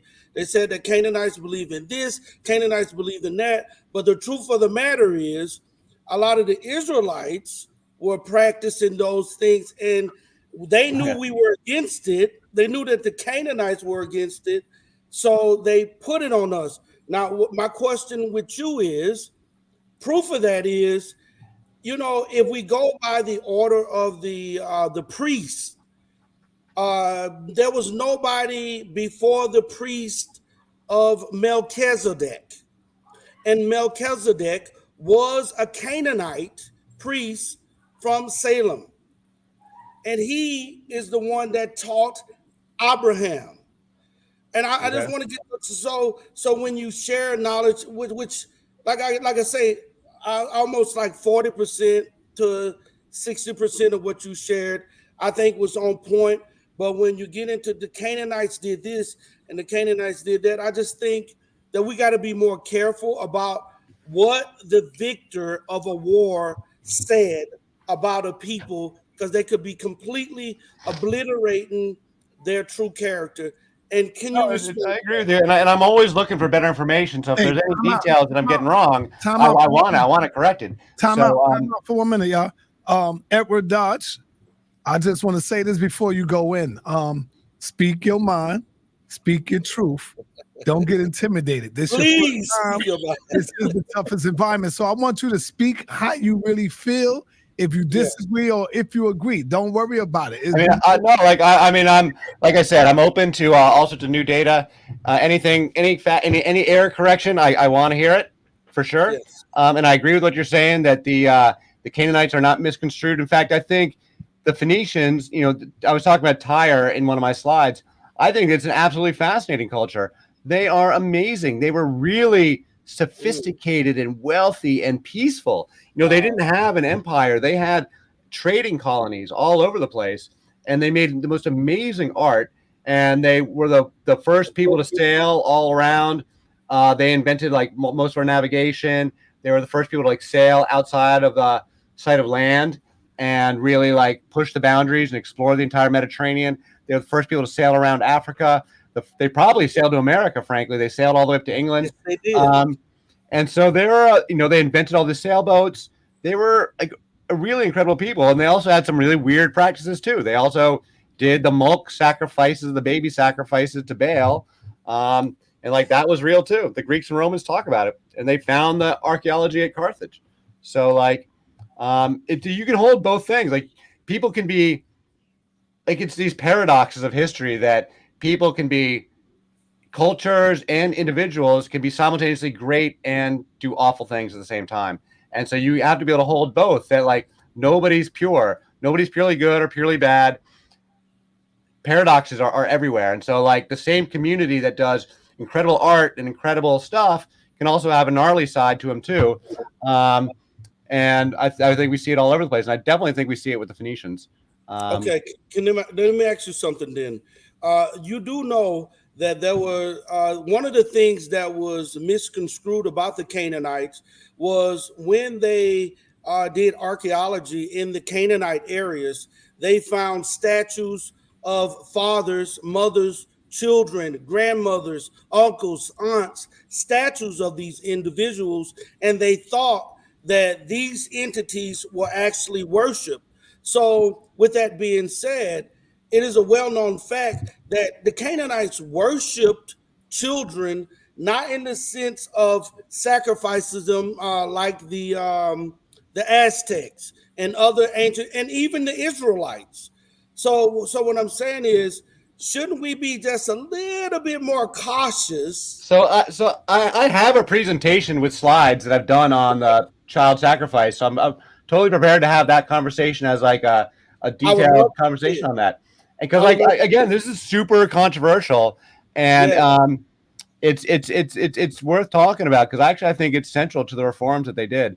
I think that I think human sacrifice, and it's not unique to the Canaanites per se. The Greeks were doing it too, it's in the Greek mythology too. But I'm happy to have I have a slide deck for the child sacrifice. I'd be happy to do that presentation, and I'd be happy to have the conversation because I want any more data that people have. Well, thank you for your knowledge. I look forward to seeing what else you have to share. Peace and prosperity be to you, Brother Sonetta, Sister Thank you, Father. Lepar, and Brother Dodge. Thank you. I Thank love you. this. Peace to your family. Peace to your Yeah. to your family, Hasatan, Father Hasatan. Peace. And I want to let you know, Father Hasatan is a Canaanite priest. So when he says he's a defender, Well, of and I do not want to offend anyone, and I'm not here to like you know, offend anyone's sensibilities. That is one particular detail that like is worth discussing. We're talking about people 3,000 years ago, so it's not. You know, my own ancestors, a lot more recently than that, have, you know. And you know what, Joe? This is the thing. How he came in. I want to just say to I'm definitely not trying to. To the whole audience, if you see that was a perfect interaction, you don't have to agree. He came in with his facts solid, and then you, because you weren't fully, you know, you said I could learn more about it. You didn't immediately get offended, so that's good. But that doesn't always happen that way. I just want to let you know. That's why Sonetta was like, you have all the rights to come forward swinging. So I don't know if anyone else wants to come in. I don't see a lot of people hitting the link today. Sonetter's here. He's just doing some things. He's in the back. Sonetter, you're here, right? I know he's here. He's just doing stuff. But this is great information. And see, yes, you're going to come back about the Canaanite child. Actually, I'm actually very curious to learn more because, like, I don't know anything about Melchizedek. Melchizedek. I don't know anything about him. I haven't really studied that bit. I know there's a lot to be said with the Levite priesthoods, but I haven't really dug into it. But I know there's a lot there, and these various lines of priesthoods. But I'm not very well informed on it. Child sacrifice in Israel, and I talked about that when I interviewed you on Esoteric Thoughts. I think it was like there was a moment where we had a bit of a disagreement where I know from my research that it wasn't just, pagan Israelites. Even in Israelite culture, even in the writings, there is still sacrifice, human sacrifice. And I've pointed that out before, and it rubbed some people the wrong way. And then I put it out there that Jesus was the #1 blood human sacrifice. So. Yeah, no, I mean, people make that point, and it's very loaded. And I know you disagree because, with like, that, infanticide. People never stopped doing infanticide. They've never stopped doing it. Never. And so it's. I actually don't think it's a very hard argument to make. But like, there's the details of like that particular ritual. I can appreciate people wanting to dispute the details because it's. Yeah. Anyway, I'd like to learn more about the Canaanite priesthood. Like, what are they about? What are they doing nowadays? Yeah. So, Sonetter, where's everybody? It's too high to hit the link? No, I'm just kidding. But you there, Sonetter? You're muted. Yeah, I'm waiting. I'm waiting for the people to hit the link. I don't know what they're afraid of or if they're interested or not. But hit the link, y'all. Ask questions. Y'all can ask the brother any questions you want pertaining to the Bible, anything. Let's get it in. Nepal, you could keep them entertained. Ask them some questions. Well, it's time. You're the one. I've asked the questions I want to ask. You need to come in and do your magic. Well, no, I want to sit back and get to know him a little more. You know him before me, so just ask. That's why I need you to come in. You know, I'm taking care of some business. I got my spaghetti I'm eating. I wanted to get cold. So just ask him, you know. Oh, okay. I didn't know you had the bowl still. I thought you'd been finished that spaghetti. Okay, he must be eating it noodle by noodle. All right. So with that understood, yes, the man has to eat his food. So let's go in and talk a little bit more about this sex worship in the ritual, because I know you touched it. You covered a little bit of it, but more about the cannabis. Now I know some information about the Kadesh and the Kadesha, how it is also, yes, there were temple prostitutes, but I want to talk to you about how that word also means holy. And I think that's like so key. So the whole thing among scholars is very controversial, and the current generation of scholars, if you talk to the academics today, they've made the decision that there's no temple prostitution at all, that it's not supported, that Kadesh means prostitute. Actually, I don't agree with them. It is. I do agree with them in part. We don't have details of any of the rituals, and we don't have like details of like go copulate for 5 shekels. There's nothing like that that's that explicit. It's all contextual. So every time the Kadesh is mentioned in the Bible, it's always in some kind of sexual context. So the critics would say that that's just a slander. I don't think so. I think that these traditions did fundamentally celebrate sexuality, because like you see it in Greece with the Dionysian traditions. It was well like no, like they have this big feast and get drunk and have a big orgy, and like it's like totally documented for like centuries upon centuries upon centuries. So I'm not suggesting it's anything really different than what was going on in Greece and Rome, and I'm open to other information. I frankly don't think we know all that much. I just know that there was something going on, and but the fact that the women are called the holy ones. Hello, Jeannie. Nice to see you there. But the fact that women are called the holy ones, I think is pretty remarkable. So I'm happy to hear what y'all have to say. Yes, peace to you, Jeannie. This is the queen. This is the queen, the wife of Hasatan, and we're so glad to have you join. Did you want to add to this discussion, Queen? Yes, I really do appreciate all this this knowledge that is coming out. But I have a question about like the cannabis and a woman in labor, because I have birthed 13 children. Wow. And twice I used cannabis. And those were the worst births that Were you smoking it, or did you take it vaginally? Yes. Were you smoking it, or did you take it in your vagina? Because that's what well, let me ask her the question. I'll do that. Let me ask, and that this will be so. When you had, because I am a doula and midwife, so I hear what you're saying. Yes. When you were using it, was it for you to maybe help you with the pain in your surges, Yes. which you also call contractions? It was for the pain. I tried, I tried it like with the tea. Right. Mm-hmm. Yes. And now, was that to cause you to dilate? No, I'd already dilated. I was trying to reduce the pain. Right. Okay. And those the 2 times I tried it were the worst bursts that I ever had out of 13. So I would not suggest that to any woman. So I'm wondering, where does this come from? All right. Before you go in, Ed, I want to talk to the women now about, because I wasn't going to say anything because it was your presentation, but then I'll let you talk about the historical. I'm not a woman. I'm not a midwife. No, Ed, you don't have to worry about it. I will defer to the women on all this. No, Ed, you presented some historical information, but I'm glad she came in, because for women who are actually giving birth, it will actually slow down your birthing process. It's a lot of times. And I would never, me as a midwife, there are many out there probably do. The reason I wouldn't is because it makes it harder to for the body to start do the contractions, which I call surges. It makes it a little bit more difficult. And now some might prescribe it for people who have anxiety. You might have a mother who's like she can't be, calm down.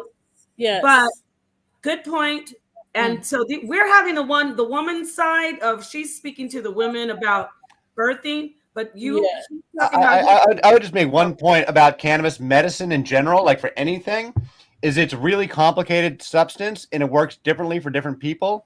And so for some people in some contexts, it works amazing and it's a miracle cure. And for other people, it's like, no. So like, if it doesn't work for you, then it doesn't work for you. And that's fair. Like that's your experience and that's valid. And I'm not a midwife. So I'm not even going to begin to talk about the actual. I just know that women use it in general, and I'll let you did see that. Talk to the Queen more, and I'll let you jump in and speak some more, Queen.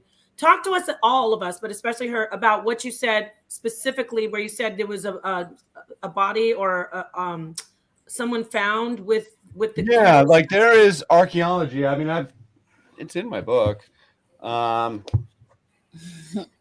It's I'd have to. I can dig up the reference. It's they found it years ago. It's a grave from like 200 AD or something. I mean, it's a little bit later on. It's not biblical per se, but it's still pretty old. And yeah, it's this dead girl. And I'm not.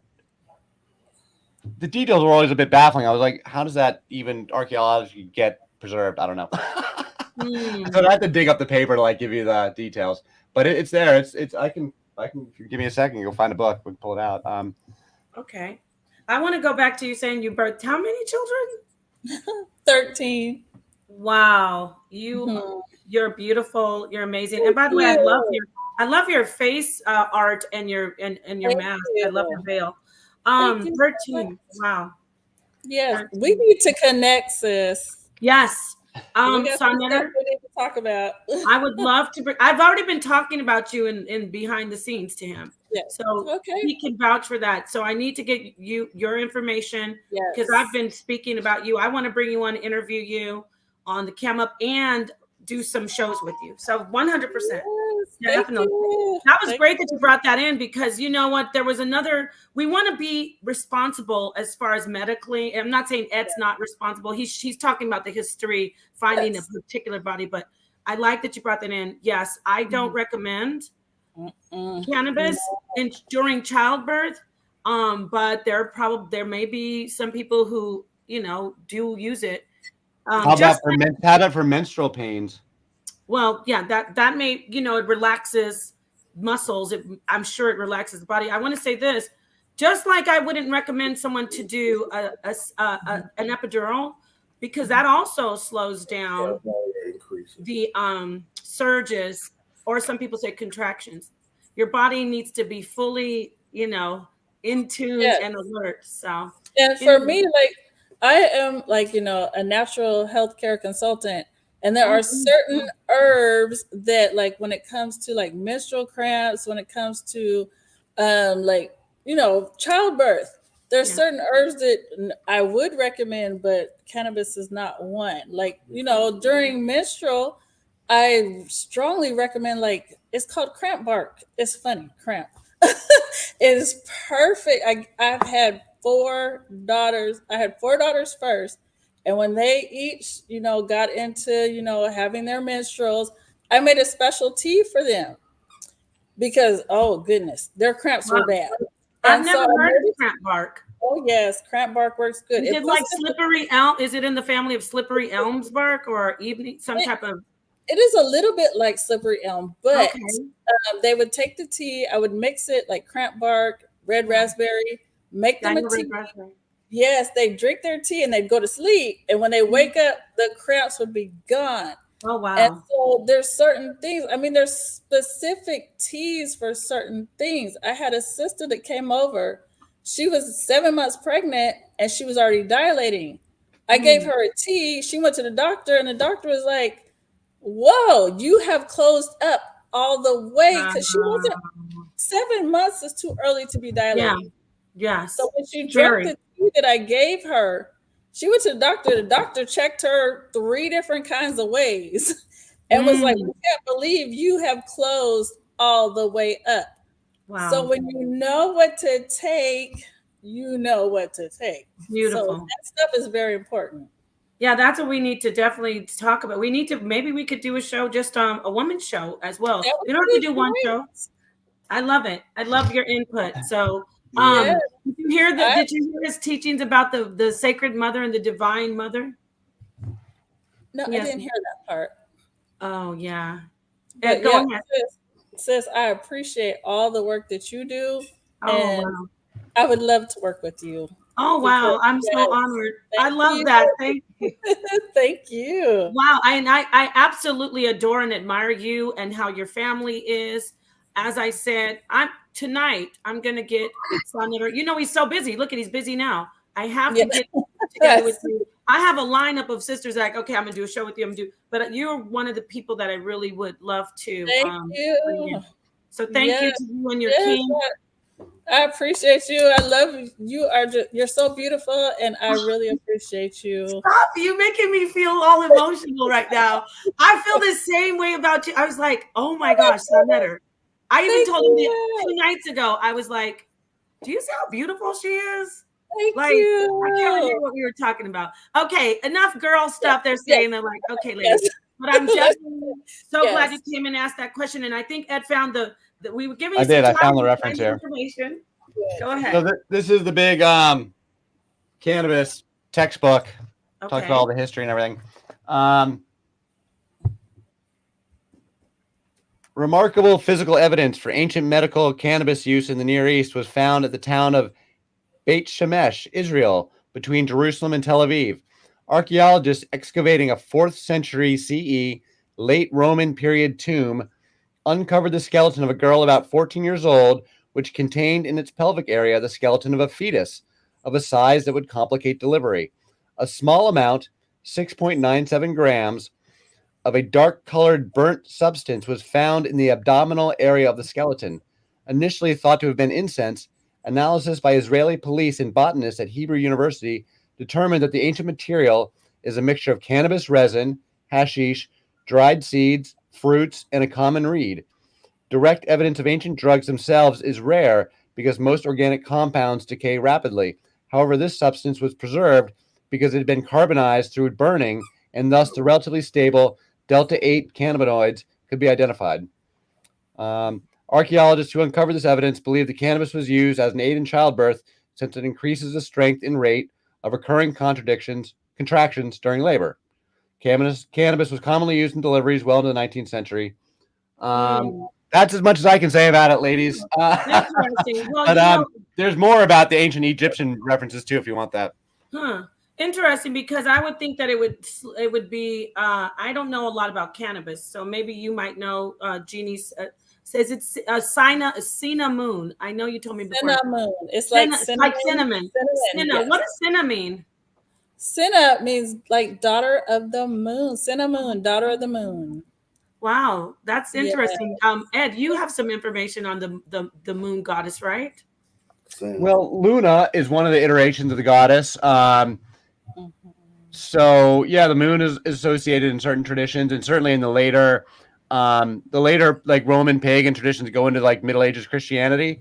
Diana, Luna, Hecate was like the triple goddess that was very popular. So Hecate would be the death figure. Diana was the mother, maybe Luna's the mother. I don't know. Diana, Luna. Anyway, Diana, Luna, Hecate. That would be one of the triple versions. I don't know a lot about it, to be honest. It's not a period I've studied, but it's Diana. I know was like when Christianity took over in Europe after the Roman Empire. Diana continued to be worshipped well into the Middle Ages, and like it was a problem for the Pope. Like the Pope was writing papal edicts in the year 1000 saying, "Quit worshiping Diana." I know that much. Well, that's interesting. So let me ask you, Jeannie Cinnamon. Thank you, Ed. What do you know about? Because that obviously you know about the goddess, the moon goddess. Can you talk to us a little bit about it? So Sin was one of the original names of the moon goddess. Right. And so Cinnamon, like I said, daughter of the moon. Yes. And so they're like what he's talking about, the triple goddess. You got the maiden, the mother, the crone. We all know, there's different factions of that. So yes, that's where my name comes from, Cinnamon. Awesome. See, she's on. See, the sister. And so the moon, is that the mother or the maiden? The moon would be the mother because, well, for me, I am a Cancer. I am a daughter of the moon. So yes, that's why. But the moon can represent all three. The moon can be the daughter, the mother, and the crone. Yeah, just like as a woman, we go through those different stages. Right. When we're young, we are a maiden. We become the mother, and then when we stop menstruating, we become the maiden. I mean, the matriarch. Some people call it the crone. I don't like that word. I know a lot of people. I don't like the word crone either. I'd rather use death goddess because I feel like it's more impactful than crone. And then if you think about it, maiden, mother, matriarch, they all start with M. Exactly. But I do say crone. You know what though? Even me saying it, just for people to relate to it, it does feel like I don't like crone. I don't like crone either. Nothing must be about it. We got to get rid of crone. Like crone makes us think, oh shit. Kali's no crone. Kali's a lot of things, but she's not a crone. She's not a crone. And you want to know something? The crone does not have to look like a creepy old lady. As you see, this woman looks like a 20-year-old. But I want to say I want to compliment your art as well. Your face art is beautiful. Awesome. Thank you. Yes, So- I am a grandmother, so it's like the Oh my maiden mother God. brain. It's like you got to stick with them. When you got all M's, they all flow together. Beautiful. Oh, I Yeah. felt you. Peace. So, you know what? Yesterday, or was it this morning? Did you see anybody see Venus? How bright it was. It was man. at about 3:00 this morning. Well, Woo. it was 3:00 this morning. Venus was so absolutely bright. It was almost as bright as the moon. And so I want to talk to everybody. I'll start with this with Cinnamon, Jeannie Cinnamon. What have you done any research on Lucifer and Venus as far as those two being the same, or no? Have you seen anything? Yes. If not, it's okay. Yes, I have. So that'll take us into a whole nother show. But Yeah. That's my point. I'm trying to get it out so we can. Venus, the morning star, and Lucifer being the morning star. Yes. So that's a lot. So like I said, that's a whole nother show.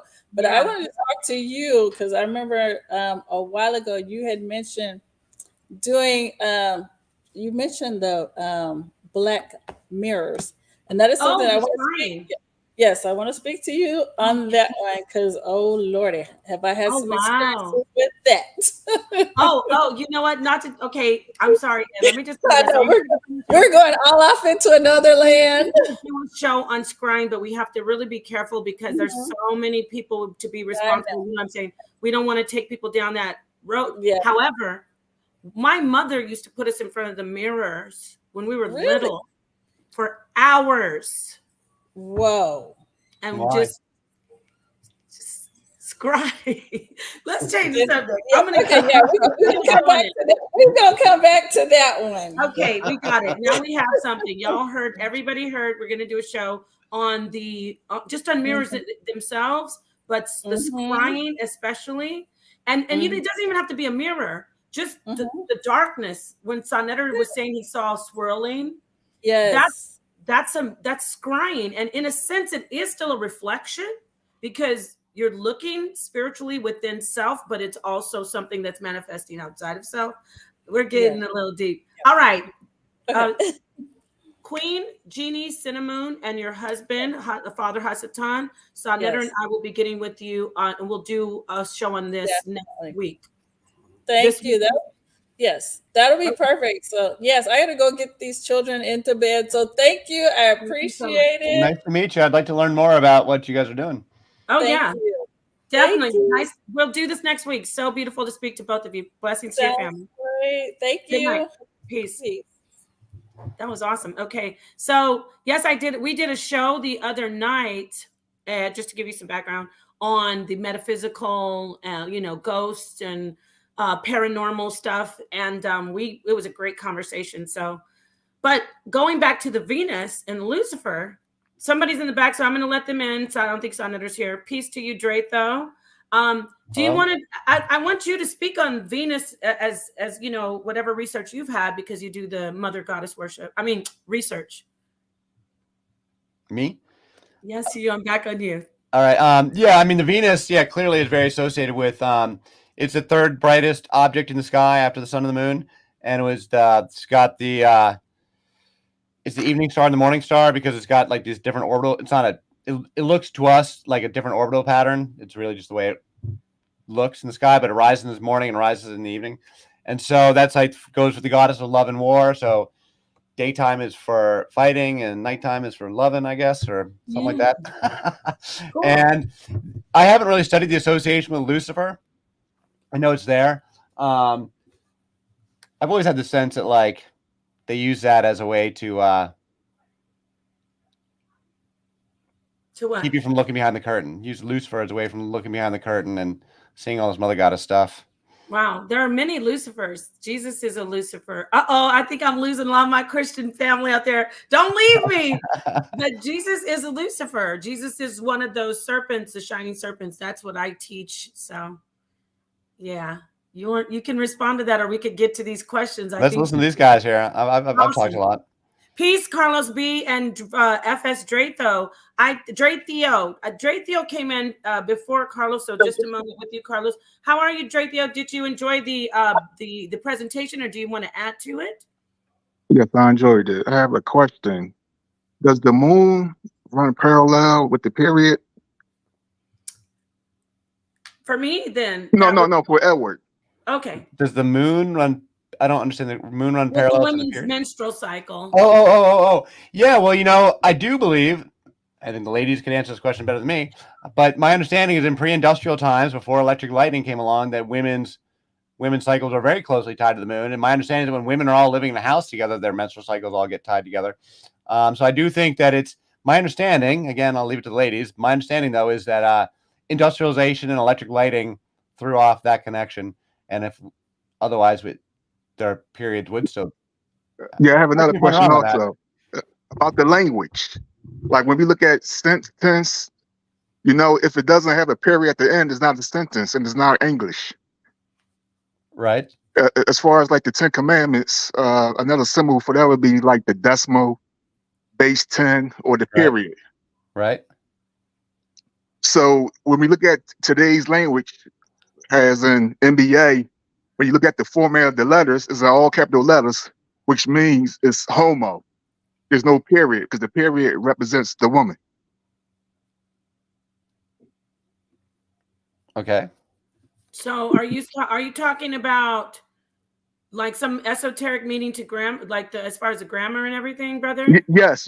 Like when Jesus said he came to fulfill the law, he's speaking about writing, the decimal, the period. Okay. The pupil. It all represents the moon. Tonight, it's a waning and crescent. If you look at the moon, the lunar horns, Moses had lunar horns. So when you look at the statues, if you look at Dagon, a goddess in Egypt, Caesar, the Pope, matrix mean womb in Greek. The Pope wear a mitra, M-I-T-R-E, and that's the womb. So all these characters is walking around with wombs on their head. Okay, I can get behind that. You might need to put a show together. That's pretty deep. And I'm being serious. Like that's some real. You're going very well, like that horn of Hathor I had in that image before. Like, isn't that a womb? Like the bull horn, doesn't that like represent a womb too? That's why it resonated with me, because I know that it represents a womb, which also goes back to the sacred, the being sacred. That's right. Sacred womb. So yeah, that sounds pretty. Thank you for adding that information. Is it Dratheo? How do I say your name? Oh, you can say it however you want to. It's sign language. Oh. So even when you look at the stop sign, it's in all caps. There's no period. They're writing the woman out of history by symbolism. If you look at hieroglyphics and you see that crescent moon, that represents the woman, but you don't see no image. The reason why you see no image, because she represents the Holy Spirit. So she's still there, just like a zero. There's no one. If you take a one, and next to it, that zero will still be there if you see it or you don't see it. If you take a zero, that zero still represents one, as in the space. So if you look at the Nike sign and you take the symbol of Saturn right inside of it, because it's a zero, it's spirit. So what you see is not what you actually really seeing. Like it's all spirit. Okay, thank you so much for that input. Before I move on to Carlos B, did you want to say anything else to that, Edward? Before I move on to Carlos, thank you, brother. No, thank you. Okay, so that was interesting. I like how he referenced the womb and someone was talking about oh gosh, the guy Chris, I forgot the name now. Chris, the first Christian. It wasn't.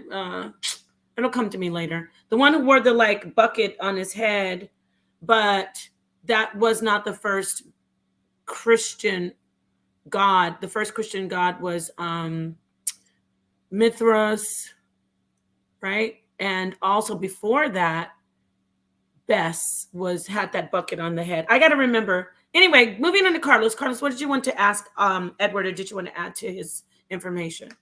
Yeah, I had a few questions for him. First off, peace to the community. Peace. First, I would like to start off with my background. I come from a a Christian background where my family was apostolic and my grandfather was a preacher. So the idea of cannabis being in the Bible, I found it extremely incredulous, and I came from like a skeptic viewpoint. But being a scientist, I've learned to follow the evidence. So I listened to your presentation. I felt like you put up a good presentation, and I did some independent research on my own real quick. I went to an ancient Hebrew research center, and the word that they use for cannabis, they saying that it's possible that it could have been translated as you said it was, cannabism, being cannabis instead of what they said. So my first question is, who translated it? Who decided to translate it as a cinematic? What was it? A cinematic Aromatic herb? cane. Good Yeah, question. cane versus cannabis. Excellent question, and I didn't have that in my presentation because it's in the Septuagint, which is the first Greek translation of the Hebrew Old Torah, which is in like 2nd century BC. That's the first. That's where that's also when the scholars can say for sure that the Torah has like the form it takes now. Is that Greek translation? And it's in that translation where it's translated as to aromatic cane or as calamus, and it goes from, I think it's translated as calamus in the Septuagint, and the error spreads from there. So it was that there's a specific answer to that question. So that's a good question. Okay, because I know I've been around the Hebrew Israelite community enough to know that the first thing they will question is the translation of those Hebrew words. Yep. So that would be the it's first controversial. thing. Fair enough. It is controversial, and not everybody agrees with this. But like, you got to make the case for the alternative. And so I agree with making a case for the alternative. Now, my second thing is, when we're thinking about translation, you also have to put things in a historical perspective. And so it will make me wonder, like, what was the mores and the culture of that time? Like, I've read extensively on history and never have I heard of cannabis in that time period. But also it's said in this article that in the 1960s, archaeologists discovered an ancient shrine dating back to 6th century BCE, and they found cannabis and incense and other stuff that they was burning, frankincense, animal fat, and dung that they burned in the altar. Yep. So there's scientific evidence that the mores at that time, they knew what cannabis was and they used it. Yeah, I think the evidence is there. It's just been hiding in plain sight. The truth is, the people that are discovering it are the people that smoke cannabis, and that has only been starting since the 19. It goes back to just a generation of scholars. Prior to that, people didn't have experience with cannabis, and so they're missing the drug references even when they're reading right past them. So it was the drug scholarship came off the fringes, from like High Times magazine and stuff that nobody would appreciate back in the 80s. But like, some of the stuff that they were publishing was legit. And some of these scholars like Carl Ruck, he was the one who he was an academic who talked about the Eleusinian mysteries having a psychedelic in the Eleusinian mysteries, not cannabis, but some kind of psychedelic. And he published that work back in the 70s and 80s. And he practically got hounded out of academia for it. Like, he had tenure, so he didn't lose his job, but like, he got a ton of flack for it. But a generation later, everybody says he's right. Everybody says he's right. When he first published that work, though, nobody wanted to hear it. So it's controversial. Now, a question I'd like to pose to you. Now, let's say that let's say it's a fringe theory or some alternative perspective. Now, let's say this turns out to be true 100 or 200 years from now. How do you think that would affect the way that people will look at the Bible and the whole perspective of the morality of Christianity as a whole within itself? It's an important question. I really do believe we are going through an inflection point in history right now where the old traditions are breaking down, and we have to take what's good from them and rebuild the next generation of good traditions. And I do think we have to talk about the sex and drugs, is like a lot of what people are arguing about nowadays in terms of morality. What is the morality of sex? Big picture. Because Christians have one very specific viewpoint about it, but it's not the only viewpoint that humans have. So all this stuff is up for discussion. I think it's all up for grabs, really, right now. But I don't think, I'm not an atheist. I don't think we should be throwing it all out, throwing it all away. I do think we need to have a conversation about it. All right, thank you. I appreciate the feedback. No, thank you. Those are good questions. I appreciate that. Yeah, thank you so much, Carlos, for those questions. I see that the brother Drake Theo is back. Peace. You're muted.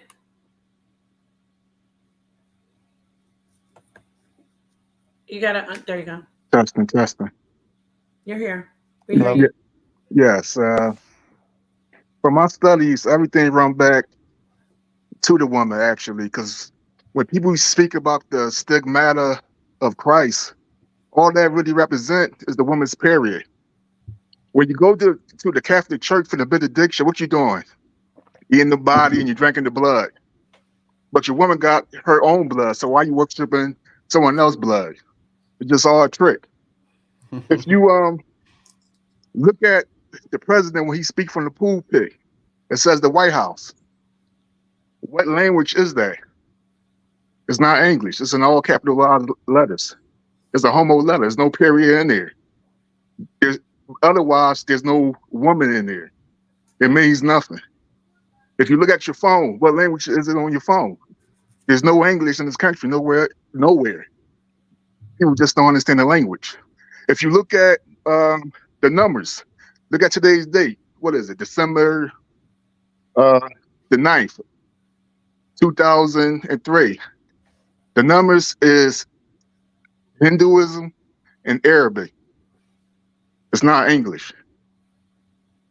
If you go to court, by court law, model and skeleton mean forms.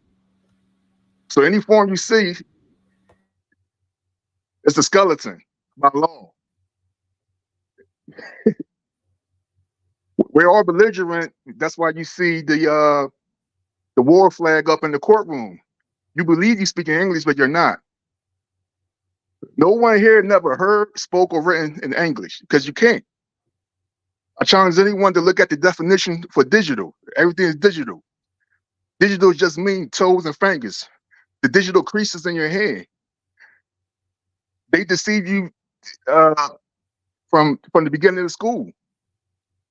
Let me give you an example. If I'm at McDonald's, right, and someone says that it's English, the first question I ask, what language is it formatted in? If they say it's English, according to the law, you're illiterate because it's not in English. It's just a noun. English needs subject, verb, and object, and punctuation. The punctuation is the woman's period at the end, just like the moon cycle. Just like with the question mark, exclamation mark. With the TION at the end of exclamation mark and question mark, remove the IO and put the E. You get 10. I think this all go back to the 10 Commandments and to speak mainly and primarily about the writing. Anything I'm saying, anybody can verify what I'm saying. It's pretty simple because I'm saying there's no English by the way it's formatted. That's all. Okay, thank you, Drake Theo. Yes, Son thank Ever? you, brother. Thank you, brother. Appreciate it. They saying help him out, help the brother out. He's gonna have to come in with some sources and stuff like that. Right. So that's good. Thank you you, know, brother. that was Ed's time to come in and show us he's ready, but he missed out. Ed, I wasn't sure what to say. give us Go some in, face. Ed. Hey, that brother, that was a plant, Ed. We need you to go in, like I source was up. just on the phone, Ed, with Jacob Berman. Yeah, I know Jacob well. I've gone to show a bunch. On his platform many times, so a few times. So yeah, he said you was just over there not too long ago. So that's what's up, man. He will be over here to go in, and we're gonna see who we can get for him. He's anxious to get into the ring as well. And what does Jacob want to debate about? Well, I didn't know he was an atheist. Oh, okay. I asked him, I said, what is your belief? Are you pro Bible or are you against it? He straight up said, I'm an atheist. I'm like, whoa. So I got a lot of people that would love to talk to him. Yeah, me included. So, but Yeah. to the brother, I just want to let Drake Theo know I wasn't mocking your information. You were just super, super esoteric and deep. And but I was waiting for, I'm not joking, I was waiting for Ed to jump in and say, brother, where's your sources?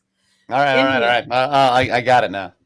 All right. So yeah, that's great. So you've sat down with Jacob Berman before? Oh yeah, I've been on Jacob's show a bunch. We had one of my episodes went really big. The one where I got over 100,000 views on one episode with him. I don't know why. It was about the title was El and Yahweh, the two gods of the two gods of the Bible, and that episode got a ton of views. So yeah, if you guys, I want to talk about the pagan Israelites and El and Yahweh being two separate gods. You said the pagan Israelites? Yeah. Oh man, let's get it. This is what I like. The first temple's all pagan, man. They're pagans. I want to debate this. Oh man. Yeah, but I brought that up about that. That's why Naftali's always asking me to debate that. I've spoken about that, and I also teach that the Israelites were essentially Canaanites, and they get a lot of their worship and their gods from not just Canaan, but Kemet. I don't know if you've ever looked into there's that. a ton of Egyptian influence in there. There's loads of it. Right. So awesome. Nobody else want to come in? No. Yeah, God's got like the pagan Israelites and the mother of God. That's the other one thing. God's got a mother. She's separate. It's not just that God has a feminine aspect. God has a mother who was there first. Are you willing to debate one of our scholars from the HOK? Sure. Yeah. Oh, there we go. God, write that down, Paul, so I don't forget that topic. That's going to be the title of my book. That's my whole book, Mother of God. God has a mother, and what else you said? She was there first. Okay. That's my teaching, so I don't have to write it down. It's already tattooed in my brain. So definitely, this was great. I really appreciate it. Next time you come in, you know. And the marijuana stuff, that's just a little footnote of the whole thing. That's just a little teaser. That's not that was what got me introduced, but like that. I fell down the rabbit hole and I like left the marijuana stuff like on the fringe. Like now it's all about the mother. That's the important story. Like that's what I stumbled into. The marijuana was just a little detail. Right. It's not the heart of the story at all. And I'm glad you came in, just sprinkle a little bit on them at first. However, I really want the audience to hear from you as far as the mother. We did talk about it on my channel. If you would like to go check out Napaj Shada, one of the network channels in this network, definitely go to my channel. If you haven't subscribed, please subscribe. However, we will be bringing Edward Dodge, the author, back to do a presentation on what he specializes in, which what he just said. God has a mother, and the divinity, the feminine divine, I say the aspect of God, but God, when we say God, would you agree that it's a conceptualization of each person? Talk to us about that. Yeah, I mean, it took me a long time to like make sense of it in my own brain because we're taught that God is like the totality of everything. So it was really hard for me to like wrap my brain around it just even as a concept, how God could have a wife. Mm-hmm. That's why I was like so confused about it for like quite a while. And it was the Hindus. Well, it was two separate set of influences. One was Native Americans who talk about Sky Father, Earth Mother, and that's when I realized like, oh, it's that simple. It's like Sky Father, Earth Mother. It's like that easy. But secondly, thank you, Marigold. It was the Hindus. I'm very influenced, like obviously, by the Hindus, where all the gods are presented as these dualities, as male-female pairings, and the female completes the whole. It's male only is incomplete. Is I guess the way I would put it. That monotheism gives an incomplete story, and that there's a B side of the record that's been kept behind the curtain, and we haven't been able to look. We've been not allowed to look back there. But it's like Harry Potter. They got the forbidden section library, but like that's where all the good stuff is. So that's what I think it is. I think it's the forbidden section library. I think it's a side B of the record that we just haven't been taught about, but it's been hiding in plain sight. She's been hiding in plain sight all along. So there's Earth Mother, Sky Father. That's one duality way to look at it. But the way the Hindus look at it is it's the material world and the immaterial. So the Father is immaterial. The Father is the idea. The Father is the mind. You can't touch the Father. Yes. It's the immaterial world. And that's why the atheists don't believe in them, because they're materialists. They don't believe in a non-material world. They only believe in material science. So they rule out as a presupposition any kind of spirituality. So they're materialists. But the way the Hindus talk about it, the Father is like Shiva and Shakti. The Father is immaterial, and the mother is the material world. That's Mother Earth. You can touch her. You can put your fingers right into her. She's a living, breathing, biological mother of us all. And the entire planet is one big biological creature. And we're all children of the same mother. And we need to learn this to as we go into an ecological civilization.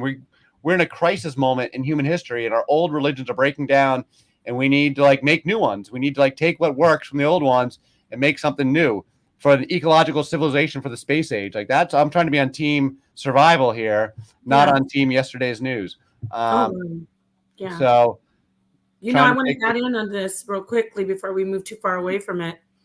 100%. That's another one of my teachings. The mother, and that's represented in Kemet. We talk about a lot about Kemet, but I love how you're bringing more of the Hinduism and teachings in. But in Kemet, we have Nut, Sky, Geb, Earth. The male Earth and the female Sky that come together. This is a perfect example of people don't all think the same. Like the Egyptians did it differently. They had Earth Father, Sky Mother. It's like you can do these things differently. You don't have to do it a certain way, but certain ways seem to work better. So people stick with certain models, and the models that work are the ones people use. But you can think of it in different ways. You can conceptualize these in different ways, and that's a perfect example. People are diverse. We don't all have the same opinions. Let me ask you a question, Edward. Were the Egyptians black? The ancient people, the ancient Kemetic Egyptians? I don't think a political question. I mean, I take Egyptian people to be Africans. Okay. I mean, that's good answer. No, like I don't know. Egypt is part of Africa. And it's not a good answer because we're black. It's because it's factual. Because we have people in the community who just happen to be what we call as a social construct that identify as black. Right. But that's not the issue. We know that's a political term. But we have scholars who are debating. That's our hottest topic right now. People are really going. We have great scholars like. Well, I mean, Egypt is like a thoroughfare of a country. So you had dozens of different peoples over time. Population groups came and went. So like the Hyksos were not Africans, but they ruled Egypt for a while. So like you have different population groups mixed up, but like if they're an African, it's Africa, right? I don't know. Like this is not my field of expertise. No, you're doing fine. I'm just laughing. But I would just say I would defer to it being Africa. I'm smiling because I know there are people out there like you pushing buttons because some people say the Hyksos were, Africa or they're Canaanites, African, right? I mean, they're Canaanites. Black people. And some say they weren't. Well, but I want to get back to one more thing. Edward say they Canaanites. That's my understanding. The Hyksos? Yeah. See, when we talk about Kemetic, when we especially talk about Canaanites, that is like a melting pot. If we got to be more specific and really. Canaan is very much a melting pot. Like the land of Canaan is like this crossroads. Not only is it's since forever, because like when humans came out of Africa originally, they came up the Nile River and then they went right to the Middle East. They've been walking through Jerusalem and the Holy Land, not Jerusalem per se, but like the Levant for 50,000 years. So it's always been a migratory pathway and always been this crossroads between Europe, Africa, and Asia. And so it's always, Canaan in particular, has always been a super melting pot. What is your thoughts on Islam and how it came about, if you have any knowledge on that? I don't study Islam a whole lot. There's a couple of details, though, that come back to the goddess stuff. One is that, the goddesses in the satanic verses, you see the same 3 triple goddess in the Quran as well, a lot, and the other two's names escape me. Brief mention, but it just shows that they were there. And because Muhammad was born into a pagan community, like the Arabs were pagans before the Islamic conquest. So like they had a similar pagan pantheon with these same goddesses, with matriarchal marriages, and the Muslims overthrow it with when Muhammad comes along and creates Islam, they overthrow all those old traditions, but they had been pagans up until that time. I mean, that's not controversial. Like that's when you said material. Also, I want to point out that the etymology of the word material has mother in it. Mater, mater. Right. That is mother. So yeah. All right. Got a little bit. But I don't study Islam. I don't really study the Quran in any detail. It's not really my territory. Senator. Yes, I'm ready to roll out, and we can let Edward Dodge close us out. Yes. All right. Yeah, that sounds good. We're going to hear from us real soon. Tell people where to find you. Actually, I should, if the mods could get the link to, what is the name of your? It's something Stack. I've got a Substack. I've got a Substack blog. So edwarddodge.substack.com, and I blog on there. periodically. I'm not super productive on it, to be honest with you. I have a full-time job. I do this stuff on the side. So, but I am working on a follow-up to this book, History of the Goddess, which you can get on Amazon. And I will be, as I work through the material, I'll be posting it, the first draft. Hold the book up again so that people can see it. They can take their screenshots. Hold up. Let me make sure. Okay, I got it. So I plan on blogging as I work through my first drafts. And hey, great, thanks. And then I would love to, come back with you guys and present the material as I'm working through it. It's all about, I'm basically going from Mesopotamia, sort of, as I was mentioning before, sort of 3 sections. The first chapter is Inanna in Sumer, when the gods set her high water mark. Second chapter is Ishtar in Babylon, and she's being challenged, like the Epic of Gilgamesh. Then the third section is Astarte in the Old Testament and her being overthrown. So that's sort of the arc. I'll make the argument that it's that God has a mother and they're being divorced. Okay, well, thank you. Thank you for coming on. Real quickly, what do you think you want to come on and do next? Just quickly, briefly, just off the top of your head. If you guys want to talk about El Yahweh and the pagan Israelites, or else the mother of God, one or the other. I would like that. The controversial topic. Yeah, yes. Good. That's gonna wake up my captain, Captain Tazario. I'm gonna say, get him on the phone, Sarnetta. Let's go. Yes. Let's get him. So yeah, I want that. Yeah, like the argument is, did Moses lead a religious reformation or not? Or did the religious reformation start later on? My argument is that there was a Moses, there was an Exodus, but there was not a religious reformation in the beginning. The religious reformation comes centuries later. That's my argument. You saying that there was a Moses, you're going to have to prove that now. You're going to have to back that up. I do think I will make my evidence-based case for why I think there's an Exodus. I can't prove the existence of Moses as a man. I don't know that. But I will make the case for the Exodus archaeologically. Okay. Well, we're going to see. If you can't prove that there was an existence of a Moses, how can you prove the Exodus of the Moses? Well, what I can say about Moses is that I can say at a minimum is that the stories are very, very old, and that over the generations, the character of Moses gets recapitulated and reformed. That the original Moses is not the same. Same as with Jesus. So the Jesus of history is not the Jesus of the Gospels. Could Moses be Thutmoses? Of Kemet. Of Kemet? I don't make that specific argument. You're familiar with the Merneptah Stele from 1209 BC? Yeah. I'm arguing that's the Exodus.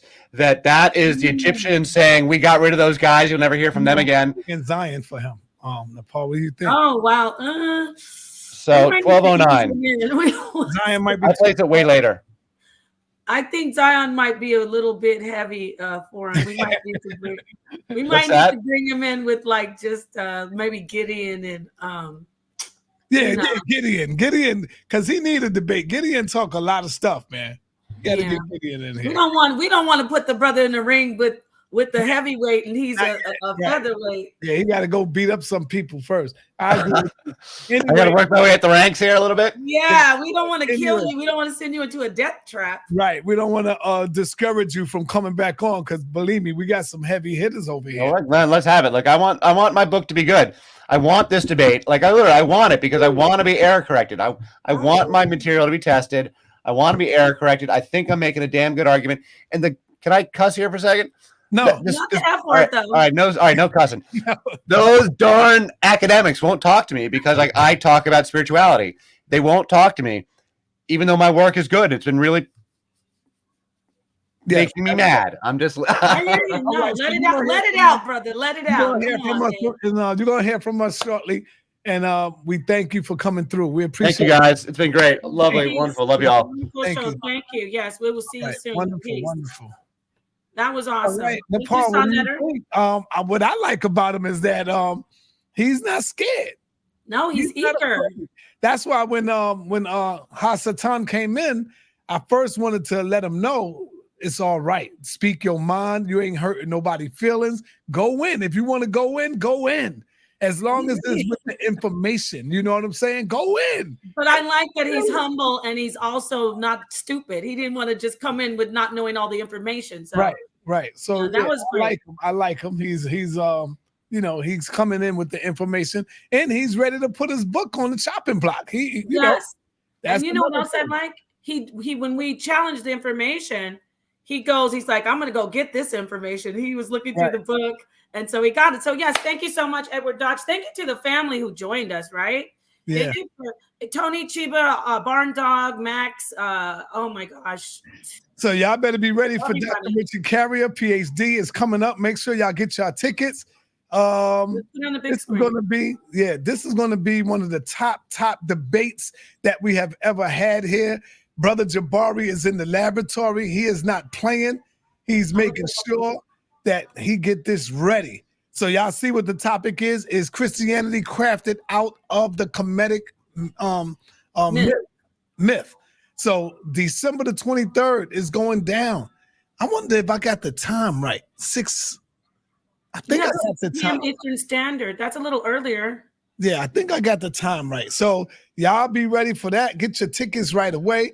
And after that, we're gonna have a lot of speakers. We might throw Edwards up in there. Black History Month is coming. Oh yeah, we gotta get Edwards Dodge gonna be in there. Edward Dodge having a discussion with a Kemetic or somebody, whoever it is. We also got Vocab Malone going up against Brother Zion Lex. Who are we today? Who are the biblical Israelites today?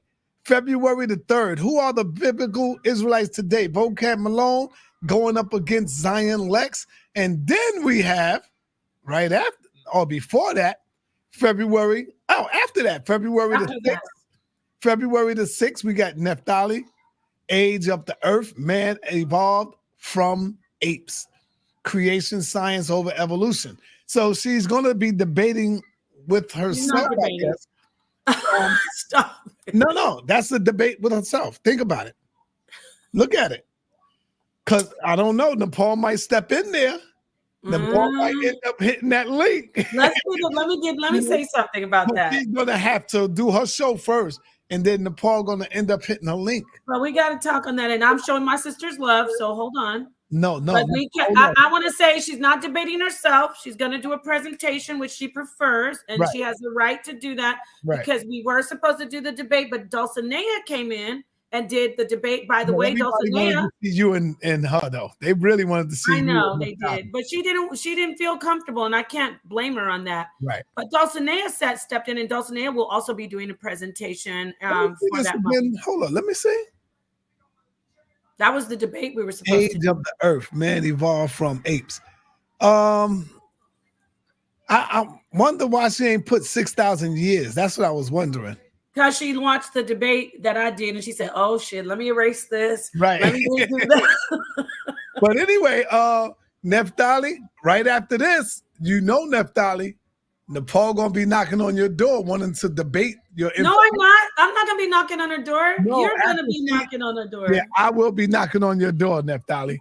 So, because the people want to see me debate her. I want everybody to stop with the baby stuff. And let's get our stuff on. Let's get the information out there, man. Come on, man. Just because we debating don't mean we gotta hate each other. Don't mean we gotta with the crazy stuff. Let's get this business down right. Right. You know what I'm saying? Because where else you making money at? Think about this, Nepal. Where else you gonna make $1 at? That's your boring 9-to-5 grind. This is fun. Already on all these platforms. Why not come on over to the HOK, the toughest environment, where you can get some, This is what I'm going to say about it, Sunday. Let me put it this way. Excuse me, King. This is what you want to say. You want to be appreciated, even if you're not going to be getting rich. Right. But you say, I'm really a professional. Right. I'm a professional debater. I got to go out there. I got to buy me some books. So why not get compensated for that? Why spend my own money? I could be able to come up in the HOK, get paid, and buy the books to bring to the people because it's a lot of work. You know what I'm saying? When y'all stand up in here and y'all do y'all debates, family, I'm gonna tell y'all something that y'all think they just popping up and talking. No, they do research from sun up to sun down. I remember Paul sometime She wouldn't even go to sleep. Oh, Sonetta, I'm doing this. Please stop calling me. Please, Sonetta, you're trying to make me lose. I'll be like, no, never that. So No. believe it or not, family, they put a lot of time in for this research because nobody want to lose. Nobody want to take that L. Nobody wants to look stupid. Right. And so they go in there and they dig up the best research that they could find for what? To bring to you. So Right. sometimes they deserve to be compensated for that. And the flip side, King, excuse me, Sonetter, the flip side is you pay that $30. I mean, that's takeout for one person sometimes if you go wherever you go. Right. You could actually be getting, you see who we just brought in, a peer-reviewed author. Well, he's working on his second book that is definitely being peer-reviewed. And he's got the information. He's done the research. Not just him. We've got Brother Jabari, Brother Reggie, Smash Rockwell. I'm not gonna name myself. Brother Zion. Everybody's coming in. All these different Alim Bey. All these different genres. All these different veins of thought.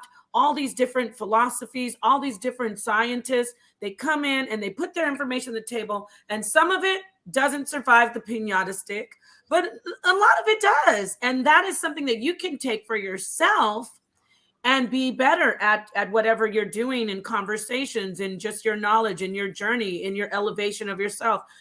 And it's oftentimes university level stuff because Jabari is already a professor he teaches at a university in New York, actually teaches at Hunter's College. And so the point is, that's well spent money. Plus, you get entertained. You get to see us get it in. You get to see people who's tough, who can handle the toughest environment. I'm going to do a double header. It's going to be a double header coming soon where y'all going to see a double header coming. I think you should do, you know who I think you should do? Who? You should do, yes, I'm going to name myself. You should do a big highlight on I don't want to say the names because then people try to hate on it. Somebody who hasn't come on yet, but who is a great draw, and then put the underdogs under there, like undercard, not underdog, but undercard. Who? You want to know? Yes. If I say, you're gonna get mad. Say it. I ain't gonna get mad. We need to go ahead and do that dig. Go to the temple, dig up SETI and get him on back and resurrect him. Yeah, I ain't gonna be mad about that. Nah, I ain't mad. Okay, we need to get SETI in here and stop You gotta get the baby out of him first. He gotta get the baby out of him. I don't know anything about that. Yeah, he's too much of a damn baby. Oh, but I do know how the Brother Ali. Shout out to Brother Ali, but come on, sisters are debating. This is almost 2024. You don't get to say I don't debate sisters, and you definitely don't get to say I don't debate Nepal because she's Sonetter's wife. I just happen to be a strong woman debater. So we're going to get that out. It's not about gender. It's about information. Can you get it? I want you. Where's the sound bites? You didn't spice it up tonight. I want to see. We gonna deal with it. Play that for me. I'll play it. Where's it at? Play what? We gonna deal with it. No, that's not on there. That's on my soundboard. Do it. Because we are going to deal with it. We gonna deal with it. Flame this motherfucker. I don't use this one that much. You people are crazy. I don't have any problems with you people. Oh my God. Shut up, motherfucker. He just asked him. He asked us if he could. He asked us if we can curse. Stop that one. But Shut you know up, what? Do it again, so I'll be quiet. Shut up, motherfucker. Oh yeah, she's not really saying it. Okay, so on a serious note, shout out to the haters out there. We have so many. On a serious note, I gotta hit y'all with this, man. The hood ain't gonna support me. I birthed you bitch ass niggas. The hood ain't gonna support me. I birthed you bitch ass niggas. Sonetter. Okay, enough of that, guy. That's real talk. Hold on. The hood ain't gonna support me. I birthed you bitch ass niggas. That's real talk, man. I birthed you niggas. Okay, so Shout now out to Hassan Campbell, man. Hassan Campbell out there doing his damn thing, man. I know, risking his life. For her son Campbell too. I'm the only one that can kick his ass. So I got to come back out because this dude is just going crazy. I tried to leave him alone. So now I got to dig up some stuff. And Nepal, I know you told me no, leave him, but no, I'm gonna kick his ass once and We're for doing all. so well. I know, but this is gonna be a well done joint. I'm gonna kick his ass one time, and y'all know I go back in after I do it and leave him alone. Okay, let's not. Listen, because listen. I already done set this up already. I got my stuff ready, prepared. I'm gonna have to kick his ass and come in and body him one last time because now everybody is going against him. And because when I first came out, they all took his side against me. So I'm not only going to kick his ass, I'm getting on all those suckers that was with him. That was with him at the time of when I'm the first one that went in on him. I'm the first one that dropped it, that told you that this is not real, that told you that he was a No, don't say it. Yeah, I told you that he was down with all of this. I said that. I told you that. I told you that he himself was not a victim, but he was. We got the eye in the sky. I'm going in on this sucker. I gotta go in on this chump. Well, we're gonna try to take our time because there's people out there waiting to try to bring us down. No. This is going to be educational and an eye opener. And now when I do my show and I showed, y'all know I back it up with the videos. I don't just talk. I don't just say what he said. I back it up and I play it. So I went back into all of my old archive and all of the old stuff that he would say and how he changed it from being molested at 5 to being molested at 7, to changing it to 8, to now figuring out that it was a girl that did it before it was a man that did it. We got it, man. He went on Vlad talking about it was a woman.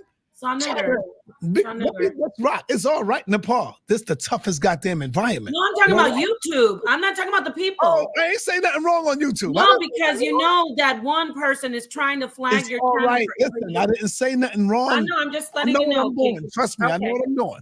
All right. I know what I'm doing. So he goes on Vlad and he now say it was a girl because he heard my story. When I was talking about it was a woman.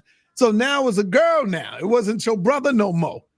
It wasn't your brother who was the first one that did it. See, I got the video where this whole thing started, where he talked about it was his brother who did this thing first, and to him, and Bambaataa was not the first one, and yeah, we got that. So I'm gonna be the one to crack his nugget knot and bust this pinata open.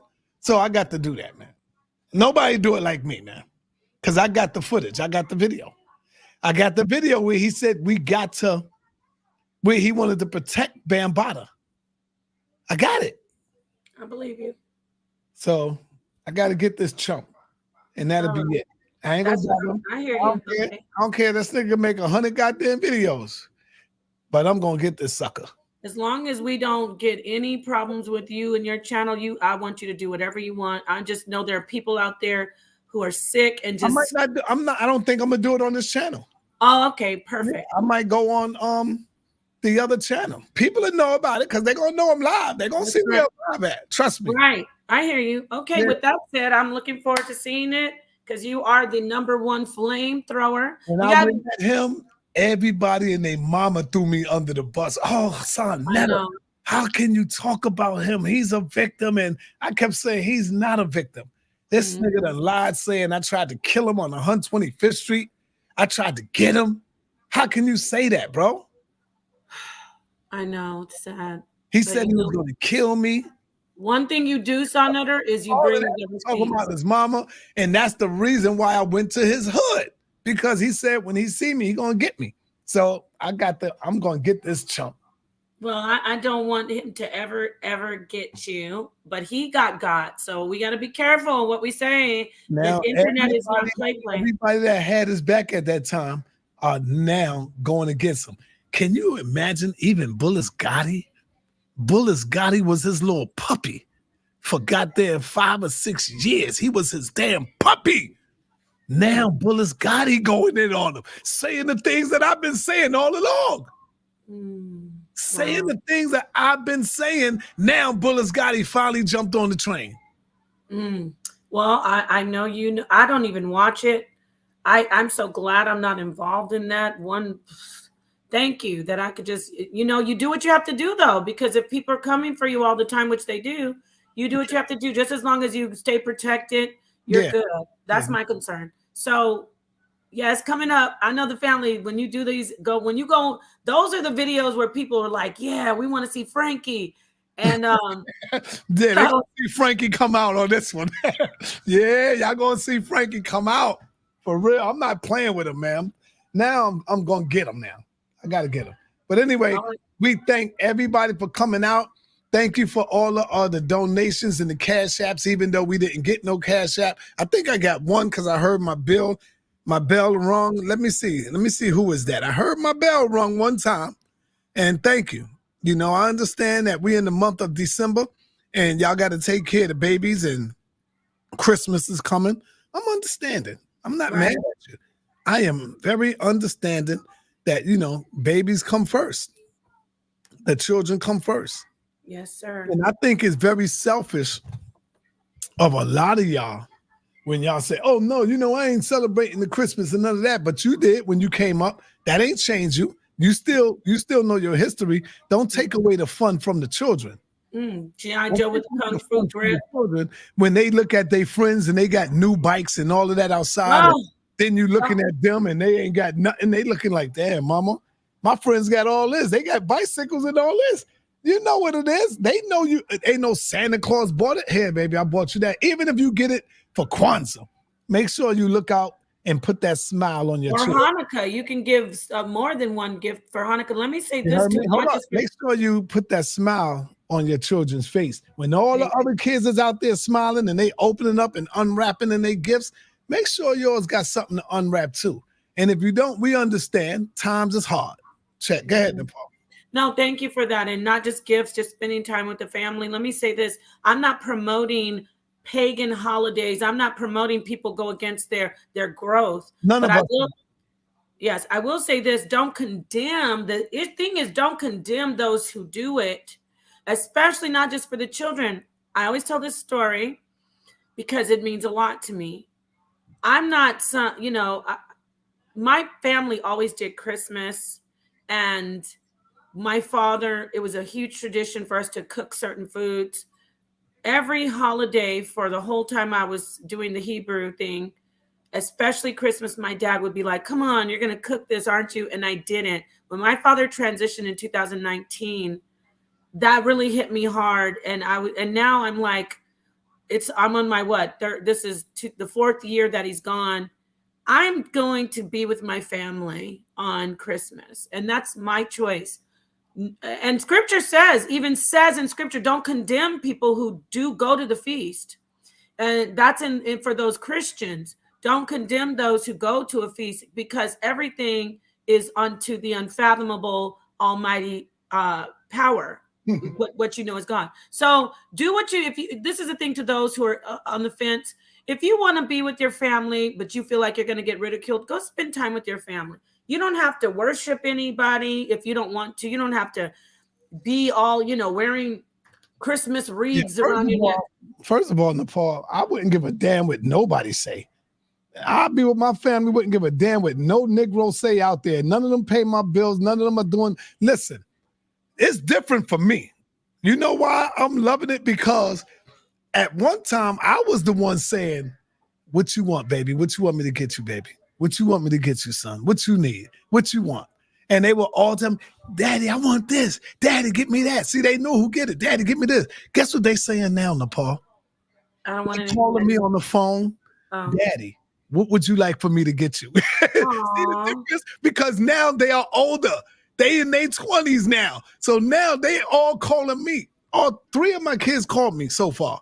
Two of them ain't called me yet. Daddy, what you want, Dad? Dad, what you need? Dad, I'm going to get you something. And that's like, I'm like, damn. So I know I did a good job because now they calling me now. See how it have reversed and changed? Because they know what I did for them growing up through the years. Yeah, that's right. That's what I'm saying, son. Have y'all son and y'all daughter calling y'all, Dad, what you would like? Not for just Christmas, but for Kwanzaa. It could be for anything. Or Right. get that, what you want. That's what they doing to me right now. And I'm Right. just like loving it. I'm smiling like, yeah, I need Right. some new ACGs, God damn it. I need a new pair of ACGs, son. The black on black ones, you know what I'm saying? Yeah. Man, it's real talk, man. Real talk. Yeah, so just love your loved ones. And I love that story because, like I said, with my dad, he would be like asking me, and I would be like, I can't. It's pagan. I'm not making gumbo. I'm not making mondongo. I'm not making that stuff. It has abominable stuff. I think back on that, and I'm like, I would make it today for him. You know why? I don't have to eat. I would make it for him because it was Right. it's my father.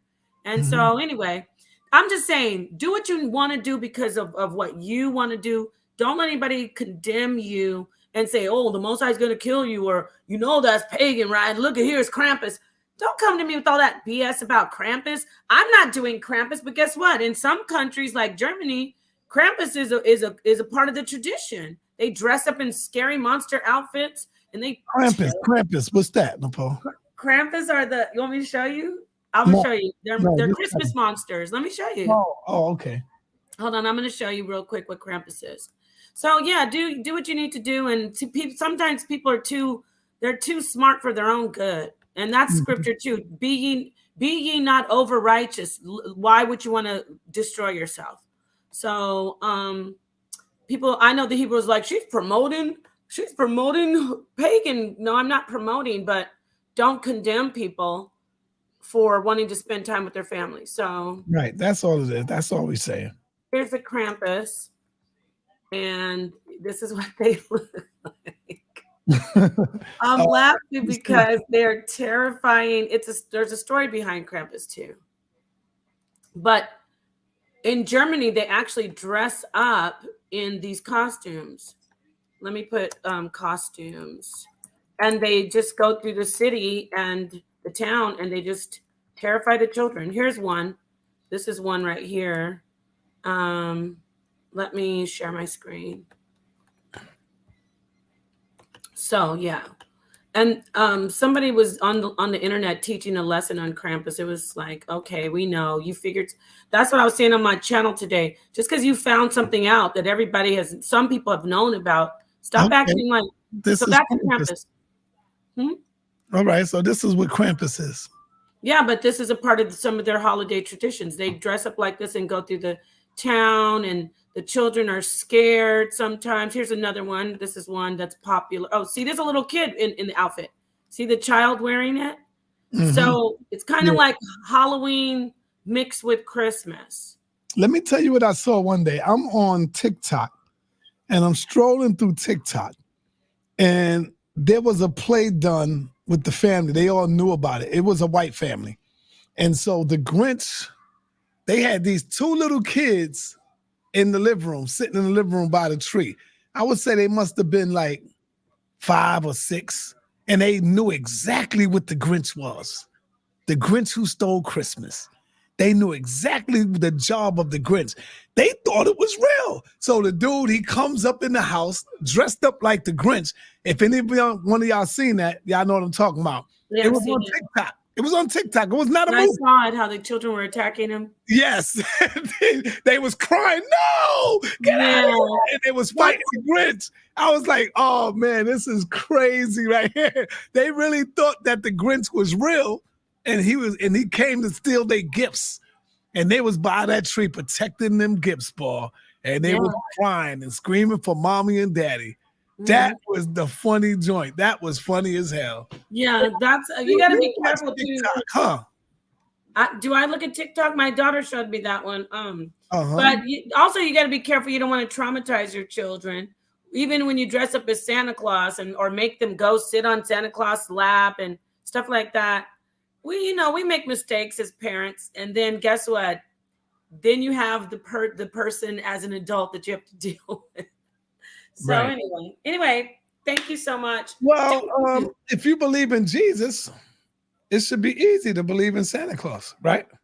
Not necessarily. Why Some not? people, because I was saying there are people who Santa Claus is a myth, right? No, but this is the thing. Santa Claus and Jesus aren't the same. Yes, they are. They made up characters. Well, first off, Santa Claus, Saint Nicholas was a real human. Jesus was not either. Jesus was a real human. No, you can't prove that, Nepal. Yes, we have proven that many times. No, can you prove it, Nepal? There's historical record of an actual Jesus. Okay, I'm gonna leave you alone. I ain't gonna stop. No, you don't have to leave me alone because I'm here for it. My baby. Guess what? You know what's funny? That's reverse psychology. You came for me, and I said Jesus is real, and then you can't come in and say prove it, and then I'll go pull some information that there's actual historical record of people recounting stories about Jesus. No, I ain't gonna do it. Because you know why? You can't. That's why. You're right. I can't. You won't. If you could do it, you would do it. No, I'd rather see that smile on your face. No, the smile's here because Tacitus, we've gone over this. There are accounts on historical records. Even the strongest people who Lady Kara got your back. She says she is right, Sarnetta. Lady Kara, that's my sister. She's talking about I think she's talking about Saint Nick, because she put in some good information about Saint Nick. Peace, Joe Wise. Here, come on in, brother. Yeah, peace. Why you let Joe Wise in? Because we getting ready to close. Because he wants to come in and back you up about Jesus. You can't. Go ahead, back me up, Joe Wise. Go ahead. Go ahead. No. I ain't gonna get between that. Yeah, I came in late. You know what I'm saying? So I ain't gonna get between that. So all right, I'll let y'all do what y'all do. You know what I'm saying? Smart brother. Okay, yes, quickly, you want to say something? We're about to close out, but you're welcome. Did you enjoy the bill? Did you see Edward Dodge do his breakdown? No. Yes, I did. And what did you think about it? It was a good bill. And that's all I have to say about it. All right, peace to your wife. I'm still waiting for your wife to come in. She said she has smoke for me. I know. She went out. She watching the game. Some game right now. Oh, what really? She went out there and watching the game. I don't even know about sports. You know what I'm saying? Oh wow. So I'd probably know about the game that's going on. I don't know. I think it's a football game. Yeah.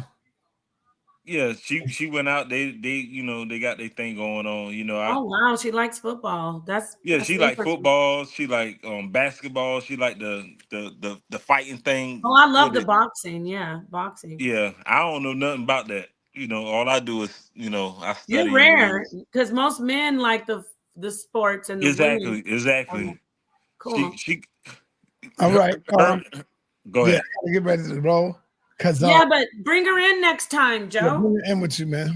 Yes, ma'am. Thank you so much for being with us, brother. Peace, brother Joe.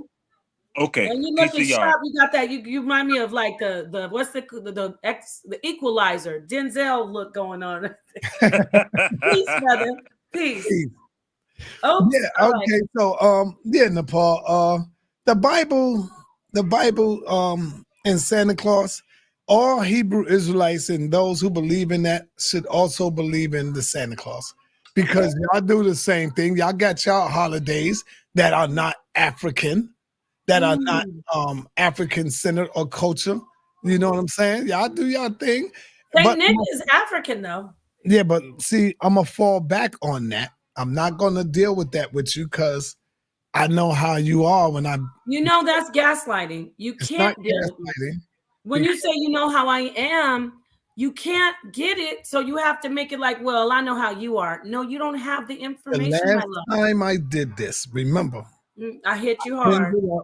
Sleeping in the living room. No, you ended up singing all them R&B songs. Baby, I'm begging, baby, I'm begging, baby. So yeah, man, that's why I'm not doing that, man. No, Sarnetta, when you came talking crazy about Jesus, I hit you so many hard pinata wax. I felt bad. I'll let you sleep in. Go ahead, King. Let me put your feet up. I had the ice pack on your head. No, but anyway, we know how you feel. But I would like to get that debate on with my sister Kristen and Nick. Find out, what we're going to do, because I'm really loving the thing that we do when we talk about Jesus as the blood sacrifice, the human blood sacrifice. So when you talk about that, I get in my bag about Jesus is a serpent, Jesus is the human blood sacrifice. However, Jesus is a real character, was a real human character. Yes, he was. And with that, peace and black power. I gotta go. I don't feel like sleeping in the living room. I want you to play a song on the way out.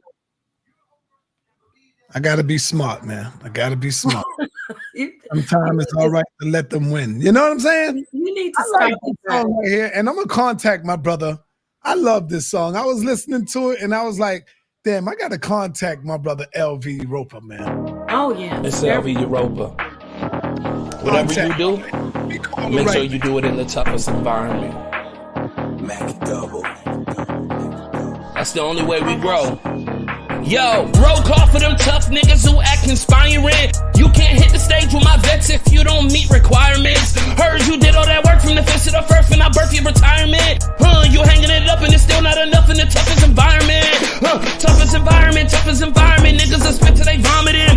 Toughest environment, niggas will bring the piranhas in. Toughest environment, better be talking to scholarship. Toughest environment. Who the toughest? Who the strongest? Who the smartest? Hitting the stage, PowerPoint, and I'm going through papers regardless. Listen up, got a point to prove, but I'm moving on, cause you niggas retarded. Toughest environment, only up make you a target. You don't want that smoke, she body last week, run down on the whole Christina class with the pop. Oh my gosh, I think you the GOAT, no rigmarole. Still take total control, just put my shit at the top of the pole. Toughest environment. Listen, just get it, I'm still past a minute, I work every minute, and maybe I'm on with Chris and his thoughts, and I thought you should know that this ain't a scrimmage. And I'm shaping you right, molding you tight to be in the image of toughest environment. Yo, roll call for them tough niggas who act inspiring. You can't hit the stage with my vets if you don't meet requirements. Heard you did all that work from the fifth to the first, and I birthed your retirement. You hanging it up and it's still not enough in the toughest environment. Toughest environment, niggas will spit till they vomiting. Toughest environment, niggas will bring the piranhas in. Toughest environment, better be talking to scholarship. Toughest environment. I'm sure we can work this out, just get in the ring. You better be Zion Lexa, this vessel, divine prospect when he doing his thing. Or Captain Tazari, out there, cross that line, I get away clean. Or Ali Muhammad, so valid, still got me up on my team. All of it brought together because of the studio. Stop acting like y'all could have been doing that cause you didn't do it though. And I watch them lions get ran out of the den, this shit'll get crucial. Who you know take the whole damn stage and turn that shit to a musical. Stay in your cubicle. The environment's tough, don't wire me up, I'm calling your bluff. I'm running it back and I'm running it back like it's never enough. Got them diamonds in the rough, and we can't get to every treasure, but you gotta help me dig it up. But to me it's like whatever. Yo, roll call for them tough niggas who act inspiring. You can't hit the stage with my vets if you don't meet requirements. God damn, y'all know what he mean when he said got them lions running out of the den? Anybody, what do he mean by that? When he said got them lions running out of the den? What are he talking about? What are you talking about? Let me see what y'all, if y'all know. What are you talking about? Come on. What are you talking about, y'all? I'm gonna start putting something on the wager on the line for the people. That's right, Tony Chiba. That's right. JJ the Lions then got them lions running out the den. I'm gonna do something to Paul that I ain't do yet. I'm gonna put up 5 tickets for the debate. I love it. That's an awesome idea. Awesome. Do something, not for the moderators. The moderators got it. So I don't want y'all saying nothing. It's for the people that's in the chat that maybe can't afford the tickets. Good idea. So we're gonna give y'all a chance to win yourself 5 tickets for this up and coming debate with Jabari. You just got to come up with it, Nepal. That's beautiful. I'm ready. All right. So you'll call me tonight or tomorrow. Let me know what should we do. What can we do? I love what you just did right there. The first person to comment gets the ticket. Gets the free ticket. Yeah, that's cool. Awesome. We're gonna come up with that. Oh, that's a good idea. All right then. So shout out to LV Europa. That was good. Yeah, I'm looking for his number, and I'm surprised I don't have it here. I gotta find out what name I got it under. Probably what's that place that they do? What's that place they talk at? Clubhouse. Yeah, you probably have it under something I like might that. have to go to Clubhouse and get the damn number. LV Europa. Mm-hmm. That's good. I love that one. That's one of my favorites.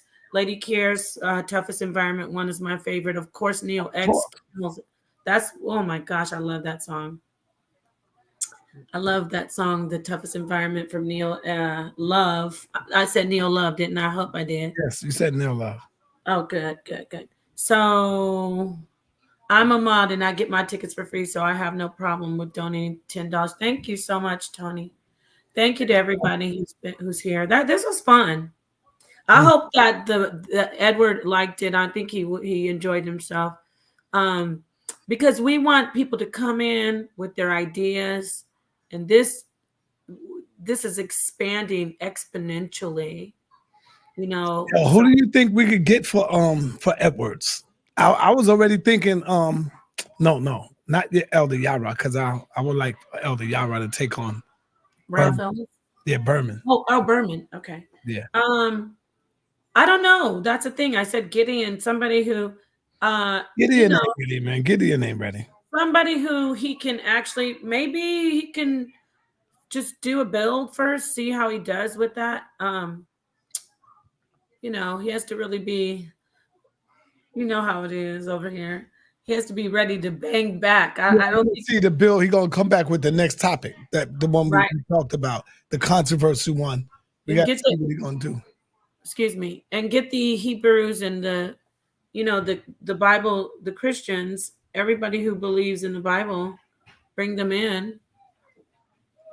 And we'll see how it's going. Peace to you, Black Lion Supreme. I saw you doing some good comments out there. I was not saying Asherah Sekhmet, by the way. I did see your comment.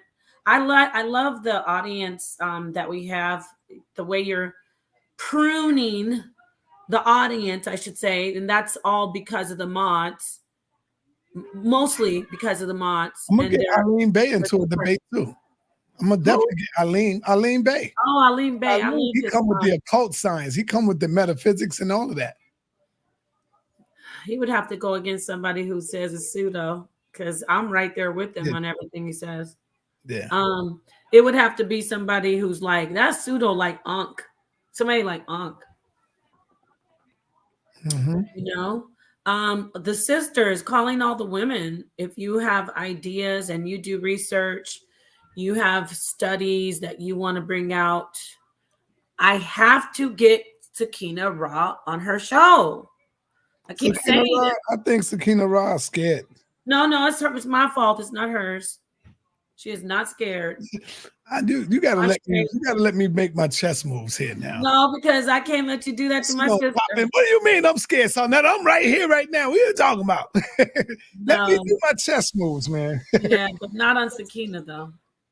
Sakina's been working too hard night and day. I want to get you in. I got to do it. So I got to get the Queen, Cinnamon, Sakina Ra, Lady Kiera. I got to talk to you. And anyone else? Oh, Prophetess Keys. And yeah, so that's what I'm talking about. You got to keep her interested, man. You got to bring her in. Come on. I feel bad that the one sister, I'm not gonna bring her up just out of respect, but damn, I thought we had a new heavyweight coming in. She was talking all kinds of chicken. Yeah, don't bring that crazy woman up. She was squawking and squawking. Yeah, she's sick. Leave that nut alone. I don't want to bring in no more nuts. See what they can do with the other Magic Johnson looking motherfucker. Oh my Lord, please don't bring up. No, man. Oh, please, God, no. These are some sick bastards, man. Here comes 20 videos. Yeah, I don't give a damn if it make 100. I'm just tired of these bastards. Man. I know. So yeah. So but the sisters who are coming in, and like for instance, Cinnamon, I'm so excited. I felt that you don't get on YouTube to make our people better. They come on, it's people that's sick that get on YouTube to make our people worse, to make the worst of them, you know? Yeah, That's why I am the way I am. When I first got on YouTube, Nepal, I was strictly, and this is real talk, family. When I first got on YouTube, I was pro-black like a mother. Nobody could say nothing about us. Nobody about black and who we are as a people. If anybody know me out there, ask my people who know me. I already know. You don't have to tell me. You already know. I know. You couldn't say nothing about the black man and woman to me. YouTube changed that shit, man. I see, because I didn't see the world. See, YouTube put the world before you. Yes. People outside of you, outside of your hood, outside of going into, outside of your family. Right, going into the South and going all over, and YouTube bring that right here in front of you. Yeah. And you realize how sick black people can be, how wicked, how evil that they can be, how much of a gaslighter that they can be, how they try so hard to tear down each other. If Malcolm X was here in this generation, what do you think they would do to Malcolm? They already showed us what they would do to him. People would love him. No, but they showed us what they would do to him because they did it. You think they would, right? What do you think they would do to Khalid Muhammad? They showed us what they would do to him because they did it. They doing the Farrakhan. Farrakhan have done way more good than he have done bad. That's without question. He have done way more good. His good outweigh his bad. Now the man gets older. He gets older and he gets weaker, a little weaker mentally. But you can't take away what he has done in his prime, man. You cannot take that stuff away. I don't care what y'all say. Yes. And you made me think of somebody just now, not to take you off the subject. We got to bring in. I would never turn white, idiot. What are you talking about? I would never turn white. Who said that? Tim Ra. I'm not mad at him. Well, you know what? Don't even address that, please. I would never turn white. What it does is, what the Negroes have done was made me really look at reality and understand that black people can be the most wicked people on earth. That's all it did. Because you forgot to say against other black people. Yeah, against other black people. Yes. So that's what it made me do. Because when I was out on the streets and people come up and say, well, black people is the devils too. And I would say things like, nah, brother, we can only be the devil's advocate, brother. Address that comment, please, King. Read that comment. Not the devil, but we can be the devil's advocate. Read that confirm all skin folks ain't kin folks. Oh man, we already know that. That's exactly what I'm saying.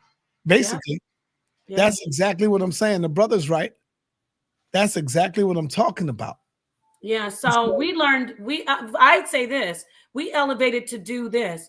We love everybody loves their own people, their own culture, but we love people who treat us right. We go beyond that. Just because you're my so-called people doesn't mean you're my people. Because if you're trying to kill me, and then I have a Chinese person over here trying to build me up and save me, why would I go against the Chinese person when you're trying to destroy me? And the Chinese person saying, don't destroy, I'm making an example. I'm just saying, you go to the person individually. You don't just say, oh, well, this is a black person. I gotta love this black person. Right. We have so many black people trying to kill us. People make up so many goddamn lies about me, and I can just sit there and me too. The crazy thing is, not one person say, well, brother, how you know?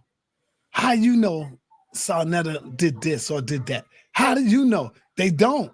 Oh, I heard the brother said this and I saw a video. Yeah, nigga, you saw a video from a nigga that's hating on me.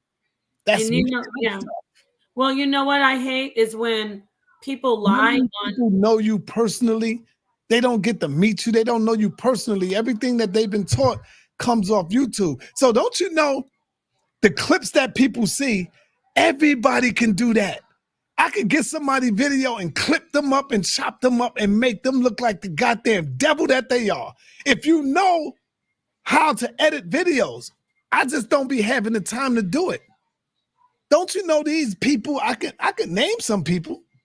like the Uncle Don't Big name Nose, them, please. like Don't. the Big Nose. Hold on, like the Big Nose. I name. I don't give a damn about none of them. But The we Big just Nose, had the guest on this channel. yeah, you know what I'm talking about. All of these people, I could do the same thing, but I just don't have time, and I don't want to waste my time doing that. Getting a video, chopping it up, doing this kind of stuff, and making them say things that they're not really saying, because the people are not getting the context of why he said it. They just automatically, oh man, that's bad. This is crazy. Look at what he said. What's the context behind it? They ain't gonna give you that. Well, I wanted to say about me, I came in, I didn't know anybody, and I just was suddenly a molester. I'm just saying my part, like you said, yours, because I also get talked about for being a part of the platform, for being your wife. And you told me just ignore it. So I want to tell you, just ignore it, because I haven't done anything that these people say. I'm not a whore. I'm not a molester. I don't eat babies. I don't sleep with children. I've never slept with a bunch of men. But you just have to, I'm learning that we shouldn't even be, I get it. You want to talk about it because slander is bad, but we got to be careful who we entertain, because you said this to me. So what? You know that it's not you, right? Don't you always tell me that? Whenever I say Sonnetter, I need to address these people saying it do messes up the platform a little bit from the people that may think it's real. Like the people that I have helped, and then you get somebody to say in your face, nigga, I was only with you to use you to make my platform bigger. How does you think a brother would feel after that? Like me. How do you think I really felt after that? I probably didn't show no emotions after that, but that shit do cut hard and deep. I know. I saw the look on your face when he said you're not his elder. That was painful. Yeah. Nobody, I'll be friends from you from afar. I don't want to get to know nobody. I don't want to bring, you know how many people I could have brought in, but I just don't like dealing with them no more. I don't like bringing in people. I just deal with what I got. And sometimes I might take a shot and take a chance on other people and say, yeah, let me bring them in. Let me bring them in. Let me bring these people in. Like we did tonight. Yeah. So here's a brother that I went out of my way to help. Went out. Well, he's getting energy from you right now when you talk about it. Nobody know. I'm not mentioning the name. No, they know we're talking about. They know we're talking about. Just making sure I'm the first one that donated, getting your computers. You yourself said I done made sure you got at least over $10,000, $12,000, and for you to spit something like that in my face because of a disagreement, because you don't know my number no more. That shit, that cuts deep, yo. And it turns me away from a lot of stuff, man. Well, we already did we dropped 1,000 bombs on him, and now you're winning and he's not winning. So look at Hassan Campbell. How did Hassan Campbell get started? Sonnetter. I love you. Nepal, sometimes when I'm talking, please fall back a little. I love you. I'm doing this for you. You know what you'll say? No. But no, just relax. I want people to hear this, because a lot of people don't know. There's a lot of new people here. Okay. A lot of new people. Fair enough. And you know what? Let me finish. Because I'm gonna mute out, but I just want to say I want them to know, because there's gonna be a bunch of a-holes in there saying she won't let him. Because he knows why I care about him. All right, don't just come on, because I got stuff on my mind. Later on, he will say you were right. I'm gonna mute out. Look at Hassan Campbell, for example. A lot of people don't know how he got started. He came to me. I'm the first one to bring him out on YouTube. I'm the first man that did this. Go to his projects, interview him 1, 2, 3 times, to come back home and to look at this nigga on the internet saying, Sonnetter tried to kill me. Sonnetter tried to set me up. And I'm looking like, what the fuck? Nigga, I was just with you, nigga. I just promoted you, nigga. And everybody went towards that end and started calling me all kind of names. And Sonnetter, you a dirty nigga. And Sonnetter, you this. That shit cut, even though I got tough skin, but that shit cuts you deep. Don't think I wasn't hurt behind not him, but my people. Listening to that nonsense, knowing that y'all know my history, knowing that y'all see me out there doing this work. Y'all ain't never see me do that to nobody. Never gotten none of that nonsense. Then to get hooked up with a brother like Umar Johnson, bringing out Umar Johnson, never knowing nothing. The people is looking like, damn, who is this, Saw? Yo, this is Umar Johnson. This is going to be my top dog right here. Way before Polite, I had Umar Johnson first.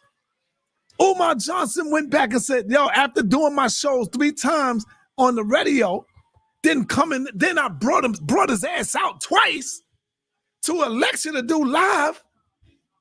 Then I brought him sitting in my house with my babies, Africa and Asante. They were little. I can show you that video. That video is still up on YouTube. With my daughter and my son, little. They little, and he's giving them advice, teaching them why they are on the couch. Then to come back and go in the house to hear this nigga say, Sonetta, my wife told me you called her and tried to get her to talk about me. I said to Umar, when me and him met up, I said, Umar, have you ever considered that I didn't know nothing about you being married, didn't know your wife, all I knew was you? We didn't know each other that long. We never had no beef. We never had an argument. This came out of nowhere. The brother said to me, Saw, when we met up at the 125th Street when I ran into him, and I said that to him. He said, Sonetta, you know what? You're right, brother. I should have called you because at the time, me and my wife was going through it.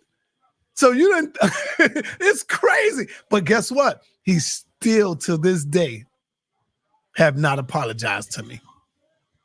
Still to this day. And I could go on and on and on with this stuff that our people do. Believe me, Sarah Sutansetti, Young Pharaoh, I could go on and on with this, man. And your brother's still here standing. I seen people come and I seen people go. That's a fact. And I just wanted to get them 2 names out of there. I don't care about that. Them 2 names right there in the part. I understand what you're saying, you know. But sometimes you got to get it out your heart, get it out your chest, because that shit can destroy you sometimes. Right. Okay. So, that's good. And I appreciate you saying that. And that I feel that way more than you, because you know why I know I feel that way more than you? You always bring them back.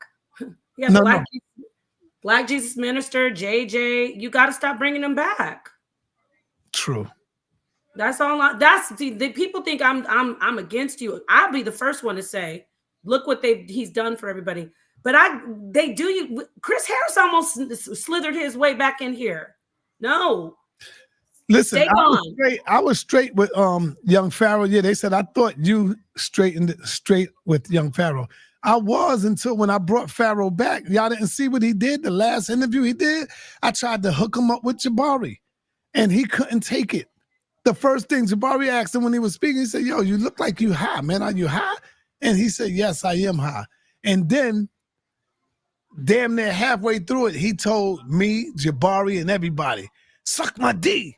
And he ran out and clicked off. Bing! And I'm out of here. And I'm looking like, yo, this dude is crazy, man. Yeah, you I guys. know y'all heard that. And that's what made me say, okay. That's what made me say, all right, he's done. His brain is fried. Can't deal with Pharaoh. I tried to bring him back, but I can't deal with him. He's done. He's gone. You know, whatever happened to him, he's gone. He's not the same no more. Yeah, I know. And I want to say this, so your heart, you say how you're learning. I didn't want you to talk about this on your channel because let me speak for a second, please. We discussed this because he is the king of this, and what they do, because they're jealous, anything he says, they take it and they twist it. Yes, H. Millett, you're my sister. I know you're Sonetta's friend, but he has to vent. But when he vents, it's like they eat it up like cancer. And and you know what? Because he's the king of it, they grow. He doesn't see it like that because they're so, I'm gonna say it, they're small to him. But even if he blows a little life on it, like telling the truth on them, it still makes them grow. And then they start getting attention. So we've already discussed it. Yes, he needs to vent. Everybody wants to vent, but the family knows. They know. So I'm not trying to stop you from venting. Like I said, yes, you should, but please, you have a great forgiving heart. Draw a line where no, you like when I brought up the names I brought up, they got to have a line where they can never come back. When I even said SETI, I say I don't even know the whole history with you and SETI. I just said that. But if you know the line has been crossed, don't bring anybody back because they don't deserve. They act like they don't need you. But guess where they're always coming back to? And I didn't even know that Brother Ali went on that bandwagon and started saying all this stuff about you, putting you down in that situation. I won't even speak it. Yeah. So see, they all, that's why I'm telling you, Sonetter, yeah, you have to vent, but you could vent. Sonetter's not going to this is from him. Y'all think I'm bossing him. Oh, you trying to take his platform. When I talk to him privately, he's like, I'm their God. I don't even need to give them energy. But then his heart gets like, starts sharing the information. And that's why I'm like, Sonetter, please don't, because he's making them live. What did you tell me about Tariq? Tell them what you say Tariq Nasheed said. Go ahead, tell them. Starve them out. Ghost them completely. He said ghost them, starve them out. Don't even tell the H. Millette knows how to talk to you on the phone. She loves you. Lady Kier, all the brothers know how to get in touch with you. Vent that way. We will, as the king of this, don't give them any more. Don't even give them any life, because watch them die. Like that one cuckoo that I said wants to flag your channel, the stalker, the fatal attraction. Just saying even her BS gives her life. Let them die. No more sunlight, no more water, no more breath. And that's what I was saying. So I got that out. You vented. Thank you, Sonetter. They don't have to, they're not going to play with you. I hate that. I hate to see them playing with you. But you're more graceful than I am. You're more loving. You're more of a Christian than me, believe it or not. You are, because you have a forgiving heart. You have a forgiving Christian heart. So I am not no damn Christian. The philosophies. Yeah. Your mama raised you right. She's a good Christian woman. So anyway, that's it. From the philosophy of my aunt. Yes, true. That's true. Yeah. I agree. My aunt came before Christianity. I'm not. Right. Yeah. So I think people would like to see Sonetter and Nepal get into a debate. They would like to see that. I would like to bust your pinata once and for all, Nepal, because you think you better than me when it comes to the Bible. Just the Jesus stuff. Oh, the Bible? Yes, of course. And you're better than me on everything else. How's that? But the Bible, no. I'll take that. You can have everything else. All right, watch this. Are you the devil, Nepal? Are we talking about the Bible or are we talking about esoteric teachings? The Bible, esoteric teachings. So now we're talking about something beyond the actual teachings in the Bible, right? Yes. I mean, the surface teachings, the exoteric. Right. Are you the Bible doesn't say that I'm the devil. You ain't going to say that. You got to figure it out. The Bible says that I am a devil. Okay. Do God lie, Nepal? Which God are you talking about? The God of the Bible. The God of the Bible. The God of the Bible. I don't want to get you in trouble. Don't answer. No. Will you let me answer? I don't want the dumb Hebrews. It doesn't matter. It doesn't matter what the Hebrews say at this point. They've done everything they can, and it doesn't matter what the Christians. No. See, they saying do it in private. I agree. Don't do me like that. Don't do me like that, because you did all your venting. See, this is the part right here. This is the part. And then he gets on the phone and gaslights me. Everybody said, don't do me like that. Don't do me like that. Don't do that thing. I don't ask you no more questions. Don't shut me up, though. Yeah. I'm not a geisha. Sorry, guys. You push and push and push, and then when I go to answer, I got to fight to answer? That's weirdness. Who does that? That's called mind games. All right, I'm getting ready to go, y'all. Real quick, the Yeah, real answer quick. is, which I almost forgot, does God of the Bible lie? The Elohim of the Bible, which is said as God, lies. I could have got that out without, I can't see there. You can't get in. Sonetter, let's do a real debate. Let's See, make look, people. see, I love my people. They don't want me to beat you up, man. No, Saw, don't do it. Don't do it. Sonetter, you know what? You know Yeah, what it is? y'all. I You ain't know gonna what do it it is? to him, man. I Sonetter, can't you do that. can't beat me up in the Bible. Stop playing. I taught you the Bible. How can the baby beat up the mama? Nepal, the man that taught me how to play chess, I kick his ass. Now, the Well, student always end up beating the teacher later lies. on. No, That's they don't. not lies. No, students don't always beat up the teacher. Every karate flick you have seen, Nepal, he was taught Okay, by let me ask you a question about the Bible. Don't the student always end up? No, I ain't gonna be able to answer it because you are better than me. I admit that. I will admit that. No, I want to do it anyway since you like to talk so much. Are you ready? I'll be No, nice. I'm not ready. I'm not doing it Why? because you're gonna beat me up live on the air. I ain't doing And it. do me a favor, everybody who's going to get on the phone with him later. Sai, you need to get off the show. This is 2024 almost. I've been on the show for 4 years. You want to get me off the show because you're mad. You get on us about debating a woman, so we want to see you do it, Netta.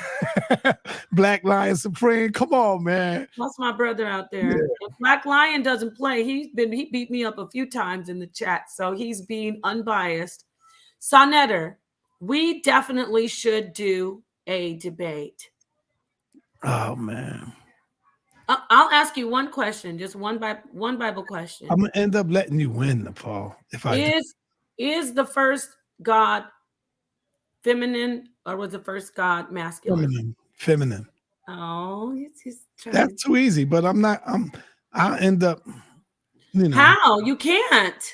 You keep on saying it. I will let you win. I'm not gonna beat you. No, you never would let me win. Everybody's seen it many times where I'll let you escape and You never let me win. You either lost it, you're getting better. Before you used to curse me out and kick me off the panel. Now I remember that. yeah, now you get better about it. You say, okay, I'm gonna just let you play that whole, I'm gonna let you in. Like when you were trying to say Jesus had no clothes on, washing their feet. Oh my gosh. That is true. But I killed you with that. No, it wasn't true. Okay. Anyway, it's all love though, because it's all love, y'all. Anyway, we out of here. Peace and blessings to everybody that's out there. Peace. All right. Peace. We out, y'all. We good. Thank you, my brother from another mother. Edward Dodge. Thank you, brother. Arthur. Thank you. We appreciate you for coming through. We out.